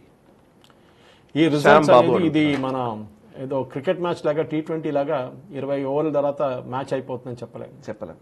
ఇది మనం 1947 నుంచి మనం కొట్టుకుంటున్నాం. 47 నుంచి 88 నుంచి స్టార్ట్ అయింది టెక్నికలీ ఇది, రాజా హరి సింగ్ టైం నుంచి. కానీ డెఫినెట్గా ఒక టఫ్గా ఉంటే, మనం చాలా టఫ్గా ఉంటే మనం వీళ్ళని కొట్టచ్చు, ఈజీగా కొట్టచ్చు. కానీ టైం పడుతుంది. ఇజ్రాయెల్ చూడండి ఎన్ని రోజుల నుంచి, ఎన్ని సంవత్సరాల నుంచి కష్టపడుతున్నారు. ఇప్పుడు దాకా గాజాని వాళ్ళు అదుపులో తీసుకున్నారా? తీసుకోలేదు కదా. లెబనాన్ కంట్రోల్ చేయగలరా? కంట్రోల్ చేయలేరు కదా. ఇజ్రాయెల్ మనతోనే మనం 1947, Israel 1948 they came in to existence. వాళ్ళు ఇప్పుడు దాకా ఈ రోజు దాకా వాళ్ళు అన్ని యుద్ధాలు కలుపుకుంటే సాయి గారు 24,425 సోల్జర్స్ని కోల్పోయారు వాళ్ళు. We also last number of soldiers. కానీ 24,000 మందిని, ఇంత చిన్న రాజ్యం ఇజ్రాయెల్, వాళ్ళకి అది రెడీగా ఉన్నారు సాక్రిఫైస్ కోసం. మన దగ్గర లేదు సాయి గారు. ఇది చూడండి మీరు, రేపు పాకిస్తాన్ ఏదో దాడి చేసి మన దగ్గర ఒక 20 మంది మన సోల్జర్స్ చనిపోతే ఈ పాట అంతా మర్చిపోతే కొత్త పాట పాడతారు, మోదీ గారు ఏం చేశారు. You should have the guts to accept that things can go wrong. మన దాంట్లో లేదా గట్స్, మనకి పొలిటికల్ మెచ్యూరిటీ లేదు మన పబ్లిక్. అందరు ఎమోషనల్. ఫస్ట్ వీక్ ఏం అడిగారు, మోదీ గారు ఎందుకు కొట్టలేదు. మోదీ గారు కొట్టిన తర్వాత సరే మంచిగా చేశారులే. దాని తర్వాత మళ్ళీ నిన్న రాత్రి చూస్తాం, మోదీ గారు ఇంకా కొట్టాలి కదా, స్ట్రాంగ్గా కొట్టాలి కదా అంటున్నారు. బాబు ఇదేదో మనం ఇంకోటి ఏంటంటే పీఓకే తీసుకొచ్చేయాలి, తక్కువ వెళ్ళిపోయి పోతాం. లాహోర్ అంటే మనం సినిమాల్లో చూపించినట్టుగా వార్ ఉంటుంది అనుకుంటే ప్రాబ్లం, ఏదో అక్కడ రెడీగా పెట్టుకున్న వెళ్ళి తీసుకోవడం కాదు అది. కాదు. So you should be mentally prepared. తీసుకున్న ప్రాబ్లమ్స్ ఏంటి, అక్కడ ఉన్న ప్రజలు మనకి మన వైపు రారు. They are pro Pakistanis. అవును. మీరు ఏమనుకుంటున్నారు, వాళ్ళంతా ప్రో ఇండియా అనుకుంటున్నారా? కాదు కదా. ఎస్, మన సోల్జర్ రోడ్ మీద నడుస్తూ గ్రెనేడ్ పడేస్తారు. రేపు శ్రీనగర్లో ఉండే కదా దీనికన్నా ముందు అట్లాంటి పొజిషన్ ఉండే మనకి. We should be politically mature. మన పొలిటికల్ మెచ్యూరిటీ మన పాపులేషన్ 90% మందికి లేదు. అది ప్రాబ్లం అన్నమాట. ఓకే. అండ్ అసీం మునీర్ని అరెస్ట్ చేశారంటున్నారు అని ఒక ప్రశ్న. పాకిస్తాన్లో ఆర్మీ రూల్స్ ఎవరు అరెస్ట్ చేయాలి సార్ ఆయన్ని? సాయి గారు ఎవరు అరెస్ట్ చేస్తారు? పోలీసు వాళ్ళు ఉంటారా? Pakistan is run by army. Okay, అంటే అక్కడ ఒక ఆర్మీ కూ జరిగింది. కొత్త అదంతా speculations. We should just concentrate on destroying this terror network. Israel చూసారు చూడండి, విచ్ ఇస్ గుడ్ యాక్చువల్లీ. ఈ propaganda it is good. Nasrallah, Haniyeh అందరినీ ఒకరి తర్వాత ఒకరు ఫినిష్ చేసేసారు వాళ్ళు. Correct. India should concentrate on that. ఎవరైనా కొత్త లీడర్, ఇజ్రాయెల్ చూడండి, ఎవరైనా హమాస్ నుంచి కొత్త లీడర్ అనౌన్స్ చేయగానే 2 రోజుల తర్వాత వాడు కూడా ఉన్నాడు. మనం కూడా అదే పాలసీ అడాప్ట్ చేయాలి సాయి గారు. ఓకే, ఒక వ్యక్తి పెట్టారు, Sai garu, is there China's back and hand in this attack and is it still helping Pakistan? Bangladesh also spoke in favor of Pakistan that once Pak attacked by India, they will capture Northeast. How India will monitor? Yeah, Telugu power lifter and retired army officer అడిగి చెప్పారు. అదంతా మనం right తీసుకోవాలి. బంగ్లాదేశ్ పక్కనే పెడతాం. బంగ్లాదేశ్ మన పక్కన. కానీ మిగతా క్వశ్చన్స్ మీద కొంచెం సీరియస్గా మనం డిబేట్ చేయాల్సిందే. అడిగిన ప్రశ్నకి మీరు చెప్పండి సార్, ఒకటి తర్వాత ఒకటి చెప్తాను. ఓకే, ఆయన అడుగుతుంది ఏంటంటే చైనా బ్యాక్ ఎండ్ నుంచి ఇంకా చైనాలో మీకు గుర్తుంటుంది, చైనా ఇస్ వెరీ క్లియర్. మనకు దొరికిన మన మిసైల్స్ కానివ్వండి, కొన్ని డ్రోన్స్ కానివ్వండి, చైనీస్ మేడ్ ఉండే అన్నమాట. ఈవెన్ మన సుఖాయ్ మీద ఒక మిసైల్ ఫైర్ చేసింది కూడా చైనీస్ మిసైల్ ఉండేది. చైనాకి ఇంట్రెస్ట్ ఏంటంటే వాళ్ళు పాకిస్తాన్లో చాలా డబ్బులు పెట్టారు సాయి గారు. కోట్లు ఖర్చు పెట్టారు. ఐ థింక్ 2,000-3,000 కోట్లు ఖర్చు పెట్టారు ఇప్పుడు దాకా. ఏది బెల్ట్ రోడ్ ఇనిషియేటివ్ కోసం, ఆ పోర్ట్ దాకా తీసుకెళ్ళడానికి, వాటర్ పోర్ట్ దాకా. కానీ అది పని ఇంకా కాలేదు. బలూచిస్తాన్లో రెగ్యులర్గా వాళ్ళ మీద దాడి జరుగుతుంది. They are fed up China. వాళ్ళు మ్యాక్సిమం ఏం చేస్తారు చూడండి, I won't be surprise Sai garu. చూడండి, వాళ్ళు బలూచ్తో ఒక అగ్రిమెంట్ పెట్టుకుంటారు, మీరు హాఫ్ తీసుకోండి, మేము హాఫ్ తీసుకుంటామని చెప్పేసి. ఇప్పుడు ఈ వెపన్స్ తీసుకొచ్చేది పాకిస్తాన్కి కరకోరం హైవే నుంచి వస్తుంది. మీకు గుర్తుంటుంది, కశ్మీర్ మ్యాప్ చూస్తే పాకిస్తాన్ దగ్గర ఉన్న ఒక ప్లేసు చైనాకి వాళ్ళు లీజ్లో ఇచ్చేసారు, అమ్మేశారు అంటున్నారు. ఎప్పుడు కాదు, చాలా సంవత్సరాల ముందు. That is called Karakoram highway. మన సియాచిన్ గ్లేషియర్ దగ్గర వస్తుంది అది. ఈ కారకోరం హైవే నుంచే వెపన్స్ చైనాకి వస్తుంది, చైనా నుంచి పాకిస్తాన్కి వస్తుంది. కానీ చైనా వెపన్స్ అంత క్వాలిటీ ఎవరికి తెలియదు. మీరు ఇంటర్నేషనల్ మార్కెట్లో చైనా మిషనరీ చూస్తుంటారు, చాలా బాగా చేస్తారు వాళ్ళు. ఏది మన వెల్డింగ్ మిషన్స్ కానివ్వండి, అట్లాంటి machines, cutting machines, laser cutting machines అంతా. కానీ చైనా వెపన్స్ ఎప్పుడైనా విన్నారా మీరు? రష్యన్ వెపన్స్ వినుంటారు, టర్కిష్ డ్రోన్స్ వినుంటారు. కానీ చైనా నుంచి మీరు ఎప్పుడైనా ఏదైనా సీరియల్ లైట్లు తయారు చేస్తారు వాళ్ళు, అట్లా అని చెప్తారు మన వాళ్ళు, అంతే. China weapons are always suspect. China ఇప్పుడు దాకా లాస్ట్ చెప్పండి Sai garu, when did China go to war last 50 సంవత్సరాల్లో? వాళ్ళ వెపన్, మీకు ఒక వార్ లేకుండా మీరు వెపన్ ఎట్లా ప్రూవ్ చేస్తారు? అది మెయిన్ అనమాట. ఇప్పుడు మన SU-400 ప్రూవ్ చేయాల్సింది, it has proved battle condition. Correct. Test condition కాదు. టెస్ట్ కండిషన్లో ఒకడు కొడతాడు, మీరు కూర్చొని ఇక్కడ నుంచి మిసైల్ అక్కడ కొడతారు, సక్సెస్ఫుల్ అన్ని చపాట్లు కొడుకుంటారు. అది కాదు కదా. మీ వైపు 100 మిసైల్ ఒకటేసారి వస్తే, 4 డైరెక్షన్ నుంచి వస్తే మీరు ఎట్లా హ్యాండిల్ చేస్తారు? That is where SU-400 is proving itself. పాకిస్తాన్లో ఒక ఎయిర్క్రాఫ్ట్ టేక్ ఆఫ్ చేయగానే SU-400 దాని సిగ్నల్ మీద లాక్ చేసుకుంటుంది ఇమీడియట్గా. భారతదేశం వైపు రాగానే కొట్టేస్తున్నారు దాన్ని. సో అది టెక్నాలజీ అన్నమాట. సో చైనా రోల్ దీంట్లో, చైనాకి మోస్ట్లీ ఈ మెటీరియలిస్టిక్ రోల్ చాలా ఇస్తున్నారు. డ్రోన్లు, లో ఎండ్ వెపన్స్ చైనా దగ్గర ఉంది, హై ఎండ్ వెపన్స్ వాళ్ళు ఎయిర్క్రాఫ్ట్ చూసుంటారు మీరు, J-15, J-14 అంతా, అది కూడా వాళ్ళు కొట్టుపడేశారు. వాళ్ళ క్వాలిటీ చాలా సస్పెక్ట్. F-16 ఎక్కడ ఉంది? F-16 40 సంవత్సరాల పాత టెక్నాలజీ సాయి గారు, ఇప్పుడు కూడా వాడుతున్నారు మన MiG-21 లాగా. సో పాకిస్తాన్ దగ్గర కొత్త ఎయిర్క్రాఫ్ట్ లేదు. యుఎస్ ఆఫ్ఘనిస్తాన్ నుంచి వెళ్ళిపోయిన తర్వాత పాకిస్తాన్కి అసలు వెపన్స్ ఇవ్వట్లేదు. F-16లో కూడా కాంట్రాక్ట్లో యూజర్ అగ్రిమెంట్ ఉంది సాయి గారు, పాకిస్తాన్ అండ్ యుఎస్ సైన్ చేశారు. ఏంటని? F-16 will be used only against terrorist in Afghanistan. భారతదేశం వైపు మీరు వాడకూడదని చెప్పి అగ్రిమెంట్ ఉంది. రేపు వాడారనుకోండి, ఆల్రెడీ వాడారు ఒకసారి, US cut off entire supply spare parts దొరకదు, వీళ్ళకి మొత్తం గ్రౌండ్ చేయాల్సి వస్తుంది F-16. Correct sir. కొంతమంది మెసేజ్ చదువుతాను సార్ నేను. సురేష్ గారు, ఈరోజు డిబేట్ చాలా బాగుంది అండ్ మోస్ట్ ఇంపార్టెంట్, మీరు జనాలని మెచ్యూర్ చేసే ఇలాంటి ప్రోగ్రామ్స్ ఎక్కువగా చేయండి. థ్యాంక్ యూ వెరీ మచ్ అండి. భారత్ మాతాకి జై. Sir, Pak military so check message వస్తుంది sir, Pak military hot line నుండి ఇండియా మిలిటరీ డీజీకి కాల్ చేశారు ఫర్ పీస్ టాక్స్ అని న్యూస్ వస్తోంది. Is that really true? Rajesh Arya. DGMO level peace talks ఉండదు సాయి గారు. పీస్ టాక్స్ ఎప్పుడు పొలిటికల్ లెవెల్ ఉంటుంది. DGMO లెవెల్లో మన వైపు నుంచి ఒక BSF సోల్జర్ వాళ్ళ దగ్గర ఉన్నారు, వాళ్ళ వైపు నుంచి పాకిస్తాన్ మన దగ్గర ఉన్నారు. బహుశా ఈ కాల్ దానికోసం ఉండొచ్చు, ఎందుకంటే మనం ఎక్స్చేంజ్ చేసుకుంటాం అనమాట. DGMO director general military operations. Okay, వీళ్ళేం మాట్లాడుకుంటా అంటే ఏదైనా ప్రాబ్లం జరిగితే బార్డర్లో వీళ్ళకి ఒక హాట్ లైన్ ఉంటుంది, వీళ్ళు అక్కడికి ఫోన్ చేస్తారు, వాళ్ళు ఇక్కడికి ఫోన్ చేస్తారు. ఈ DGMO పోస్ట్ ఉన్న మనిషి చాలా మెచ్యూర్ మనుషులు ఉంటారు ఆర్మీలో కూడా, చాలా సీనియర్, కానీ లెఫ్టినెంట్ జనరల్ లెవెల్లో ఉంటారు. And they will be really, Pakistan వైపు కూడా మనం అప్రిషియేట్ చేయాలి, వాళ్ళు కొంచెం మంచి సీనియర్ మెచ్యూర్ ఆఫీసర్ని పెడతారు. ఎందుకంటే ఏదైనా పిచ్చోని చేతిలో రాయిలాగా ఉండకూడదు. కరెక్ట్, అది చాలా ఇంపార్టెంట్ అన్నమాట. ఎస్, ఇంకొకరు పెట్టారు సార్, సార్ మనం ఎందుకు ఎక్కువ రాని ఎంకరేజ్ చేయకూడదు? మొసాద్ లాగా డైరెక్ట్ గా వాళ్ళు ఫాల్స్ స్టేట్మెంట్ చేస్తూ మిస్లీడ్ చేస్తున్నారు, మనం సైలెంట్ గా మొసాద్ లా టెర్రరిస్ట్లని చేస్తే బెటర్ గా ఉంటుంది. Mossad operations different. ఇజ్రాయెల్ పుట్టిందే ఒక వైలెంట్ కంట్రీ లాగానే, ఎందుకంటే వాళ్ళ చుట్టుపక్కల ఉన్న కంట్రీలన్నీ సిరియా, ఈజిప్ట్, జార్డన్, ఇటువైపు పాలెస్టైన్, అటువైపు లెబనన్, వీళ్ళందరూ ఎప్పుడు చూసినా వీళ్ళ మీద దాడి చేస్తూ ఉంటారు. ఇప్పుడు అట్లీస్ట్ జార్డన్, ఈజిప్ట్ క్వైట్గా ఉన్నారు. సిరియా ప్రాబ్లం ఉంది, లెబనన్ ప్రాబ్లం ఉంది, ఇప్పుడు గాజా అయితే దానికన్నా పెద్ద ప్రాబ్లం ఉంది. మొసాద్ ఇంటర్నేషనల్ ఆపరేషన్ చూసుకుంటారు. మొసాద్ ప్రాబ్లం ఏంటంటే ఇరాన్ లాంటి దేశాలు, సిరియా లాంటి దేశాలు, లిబియా లాంటి దేశాలు వీళ్ళ మీద, హూతీలు యమన్ నుంచి, వీళ్ళందరూ ఎప్పటి నుంచో దాడి చేస్తున్నారు వీళ్ళ మీద.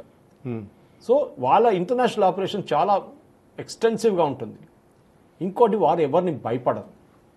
మనం 10 సార్లు ఆలోచిస్తారు, రా పని చేస్తున్నారు, మన రా పని చేస్తుంది, ఏం చేస్తున్నారని బయట ఒక్కరికి కూడా తెలియదు. అక్కడ పనిచేస్తున్న మనుషుల ఫ్యామిలీస్ కూడా తెలియదు వాళ్ళు అక్కడ పనిచేస్తారని చెప్పేసి. Correct. So that secretive organisation. ఇంకొకటి, ప్రపంచానికి చెప్పుకునే ఆపరేషన్స్ గురించి చెస్ట్ థంపింగ్ ఇమేజ్ కోసం రా పాకులాడదు. మొసాద్ చేసినట్టుగా మొసాద్ దాన్ని ప్రపంచానికి చెప్పడమే వాళ్ళ పని కూడా నిజానికి. నేను, నా ఫ్రెండ్ ఒకరు ఉన్నారు, ఎక్స్ రా, యంగ్ ఫెలో, ఎర్లీ రిటైర్మెంట్ తీసుకున్నారు ఆర్మీ నుంచి, వర్కింగ్ ఫర్ రా. ఇప్పుడు కూడా నేను ఎంత క్లోజ్ ఫ్రెండ్ అయినా కానీ మాట్లాడుతున్నప్పుడు కేరళలో ఉన్నారు, he will not talk. Correct. చెప్తారు, సురేష్ నువ్వు ఇంకేమైనా అడుగు, దీని గురించి అడగకు, ఐ విల్ నాట్ స్పీక్. నేను చనిపోయేదాకా I will take my secrets to my grave, I will not speak. నేను ఏం చేశాను, బంగ్లాదేశ్లో వెళ్ళి ఏం చేశాను, మా విలేజ్ పక్కన 2-3 కిలోమీటర్ల దూరం, ఇప్పుడు కాదు 30 సంవత్సరాల ముందు, అప్పుడు రా అనే కాన్సెప్ట్ ఎక్కువ లేదనమాట. ఆర్ఎన్ కో గారు, ఇందిరాగాంధీ గారు అప్పుడు పుట్టినమాట. అప్పుడు నాగాలాండ్లో పెద్ద ప్రాబ్లం ఉండే. అప్పుడు ఆయన ఇంటెలిజెన్స్ ఆఫీసర్గా పనిచేశారు అక్కడ, ఐబీగా. ఏంటి పని అంటే అక్కడ టీ షాప్ పెట్టుకున్నారు. మలయాళంలో టీ షాప్ పెట్టుకుంటే ఎవరు డౌట్ చేయరు. టీ షాప్ పెట్టుకున్నారు, 15 సంవత్సరాలు టీ షాప్ నడిపించారు సాయి గారు. ఈ was an army intelligence officer. మీరు కర్నల్ పురోహిత్ గురించి మాట్లాడుతూ చూడండి, కర్నల్ పురోహిత్ రోల్ ఏంటి, he was working for MI. దానికోసం ఆర్మీ చెప్పారు చూడండి, he was doing the job. వాళ్ళ పని ఏంటంటే సీక్రెటివ్ ఆర్గనైజేషన్ని ఇన్ఫిల్ట్రేట్ చేయడం. అభినవ్ భారత్ని ఇన్ఫిల్ట్రేట్ చేశారు, దట్ ఈస్ హిస్ జాబ్. కానీ మనం దట్ ఈస్ లైక్, ఇప్పుడు నేను 2-3 ఇంటెలిజెన్స్ ఆఫీసర్ రిటైర్డ్ వాళ్ళ దగ్గర మాట్లాడాను. వాళ్ళేమంటున్నారు, కర్నల్ పురోహిత్ని చూసి చాలామంది ఎంఐ అంటే మిలిటరీ ఇంటెలిజెన్స్లో భయపడుతున్నారు. మేము మా రిస్క్ ఎందుకు తీసుకోవాలని అడుగుతున్నారు వాళ్ళు. రేపు మేము కూడా ఈయనలాగా we will be caught for something political, రేపు కాంగ్రెస్ వాళ్ళు వచ్చేస్తే మమ్మల్ని మళ్ళీ తీసుకెళ్ళి జైలు వేస్తారు. కర్నల్ పురోహిత్ ఈ వర్క్ ఫర్ ద కంట్రీ, కానీ ఆయన ఎట్లా ట్రీట్ చేస్తామని ఇప్పుడు కూడా చూడండి. ఆర్మీ వాళ్ళు they have not stopped his salary. వాళ్ళ ఫ్యామిలీ క్వార్టర్స్లో ఉంటారు, ఆర్మీ క్వార్టర్స్లో మొత్తం ఫెసిలిటీస్తో సహా. రిలీజ్ చేసినప్పుడు ఆర్మీ వాళ్ళు వచ్చి తీసుకెళ్లారు అతన్ని జీప్లో. సో RAW అనేది రీసెర్చ్ అండ్ అనాలిసిస్ వింగ్, వాళ్ళు secret, they are doing the job. పాకిస్తాన్లో చాలా మంది అన్నోన్ మెన్ వచ్చి టెర్రరిస్ట్ని చంపారు, మన అందరికి తెలుసు, ఎవరు చేస్తే చూపించారు. కానీ సెట్ బ్యాక్ ఎక్కడ వచ్చిందంటే హమీద్ అన్సారీ అక్కడ ఒక ఎంబసీలో పనిచేస్తున్నప్పుడు was the head of the one of the west Asian countries. అక్కడ ఉన్న మన రా ఆపరేటివ్స్ పేరు ఇరాన్కి, సౌదీ అరేబియాకి, UAEకి, బహ్రెయిన్కి, ఖతర్కి లీక్ చేసేసారు, మనకు అందరు తెలుసు. దాని తర్వాత సోనియా గాంధీ ఆయన రివార్డ్ చేశారు, దానికోసం వైస్ ప్రెసిడెంట్ చేశారు. అప్పుడు మన రా ఏజెంట్స్ ఒక 25 మందిని అక్కడక్కడ అదుపులు తీసుకున్నారు వాళ్ళు. దాని తర్వాత వాళ్ళు కనిపించలేదు ఇప్పుడు దాకా, అంటే చంపేసి ఉంటారు వాళ్ళు. That was a major blow for రా.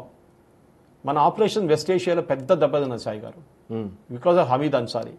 ఇతన్ని ప్రాసిక్యూట్ చేసి జైలు వేయ బదులు సోనియా గాంధీ అతను వైస్ ప్రెసిడెంట్ చేశారు. ఆలోచించండి, కాన్స్పిరసీ ఏ లెవెల్లో నడుస్తుందని. Yes. So Mahesh Anand, why India is not getting aggressive, how many should we suffer like this? Sir నేను ఒక ప్రశ్న అడుగుతాను సార్. యాక్చువల్లీ ఇది నేను మహేష్ పెట్టారు, కానీ మన దగ్గర అంతా కూడా, నేను ఇదొకటే కాదు, చాలా మంది కమెంట్స్ చేస్తున్న వాళ్ళు వీళ్ళు ఉన్నారు. 3 అంశాలు మన దగ్గర కొంచెం కన్ఫ్యూజన్ ఉన్నట్టుగా ఉంది. ప్లీజ్ నాకు కూడా క్లారిఫై చేయండి.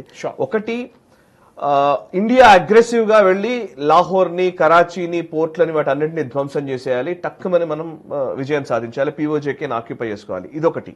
రెండో పాయింట్ ఏంటంటే, అసలు ఇందాక మనం చెప్పుకున్నట్టుగానే నేను మొన్న ఒక వీడియో కూడా చేశాను యాక్చువల్లీ మొసాద్ గురించి వీటి మాట్లాడుతున్నప్పుడు, మొన్న చేసిన ఆపరేషన్ ఇంత ప్రిసైజ్డ్ గా అటాక్ చేశారు అనేది రా చాలా వాళ్ళు సేకరించిన సమాచారం, ఎంత ప్రీషియస్ సమాచారాన్ని సేకరించి ఉంటారు, దాని వెనకాల ఎంత ఇంటెలిజెన్స్ ఉండి ఉంటది అనే దాన్ని బేస్ చేసుకుని మొసాద్ని మించేలాంటి ఆపరేషన్ ఇది రాది అని నేను చెప్పాను యాక్చువల్లీ.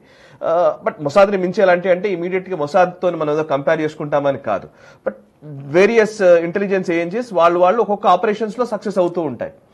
బట్ యాక్చువల్లీ ఇంకొకటి ఏంటంటే, మనం ఏదైనా ఒక ఇన్ఫర్మేషన్ గురించి మాట్లాడుతున్నప్పుడు, మీరు మాట్లాడుతున్నప్పుడు మీరు ఎక్కువ ఇన్ఫర్మేషన్ ని బయటకు డిస్క్లోజ్ చేస్తున్నారు, మన సీక్రెట్ ఇన్ఫర్మేషన్ ని మీరు డిస్క్లోజ్ చేస్తున్నారని మాట్లాడతారు. సో చాలా మంది ఇప్పుడు ఈవెన్ మన ప్రెస్ బ్రీఫింగ్ లో కూడా కల్నల్ కానివ్వండి, లేకపోతే వింగ్ కమాండర్ కానివ్వండి, వాళ్ళు చాలా స్పెసిఫిక్ గా చెప్పారు, బ్రహ్మోస్ పలానా దగ్గర ఉన్న దాని మీద మేము అటాక్ చేశామని వాళ్ళు చెప్తున్నారని, ప్లేసెస్ కూడా వాళ్ళు చెప్తూ వచ్చారు. బట్ నిజంగా మిమ్మల్ని కూడా అడిగాను నేను, మన సీక్రెట్ ప్లేసెస్ ని మనం చెప్తున్నట్టు కాదా అని. అంత స్మార్ట్ గా లేకుండా మన వాళ్ళు ఉంటారా అనేది మీరు చెప్పిన సమాధానం. ఒకసారి ఈ 3 ప్రశ్నలకు సమాధానం చెప్పండి. బేసికలీ మన సైకలాజికల్ గా కూడా ఈవెన్ జాతీయవాదులు లేకపోతే నేషన్ ఫస్ట్ అని అనుకుంటున్న వ్యక్తుల్లోనే ఒక కన్ఫ్యూజన్స్ ఉన్నాయి. Please clarify sir. I'll go one by one Sai గారు. ప్లీజ్. అగ్రెసివ్ అంటే డిఫైన్ ఎట్లా చేస్తారు? వెళ్ళి పాకిస్తాన్ కొట్టి పడేసి వచ్చేసేయండి, ఇది చిన్న గల్లీలో గుండాలు కొట్టుకున్న కథ కాదు. ఓకే, మన దేశం మీద దాడి చేస్తున్నాం. వాళ్ళు రేపు భారతదేశం మీద దాడి చేసి ఒక 500 మంది చనిపోతే మీరు ఏం చెప్తారు? అప్పుడు ఇట్ ఈస్ ఓకే అని చెప్తారా? కాదు, అప్పుడు మీ డైలాగ్ మారిపోతుంది. మోదీ గారు ఫెయిల్ అయ్యారు, చూడండి వాళ్ళు వచ్చి మన మీద దాడి చేశారు, మనం కూడా దాడి చేశాం కదా వాళ్ళ మీద, మీరు మర్చిపోతున్నారు.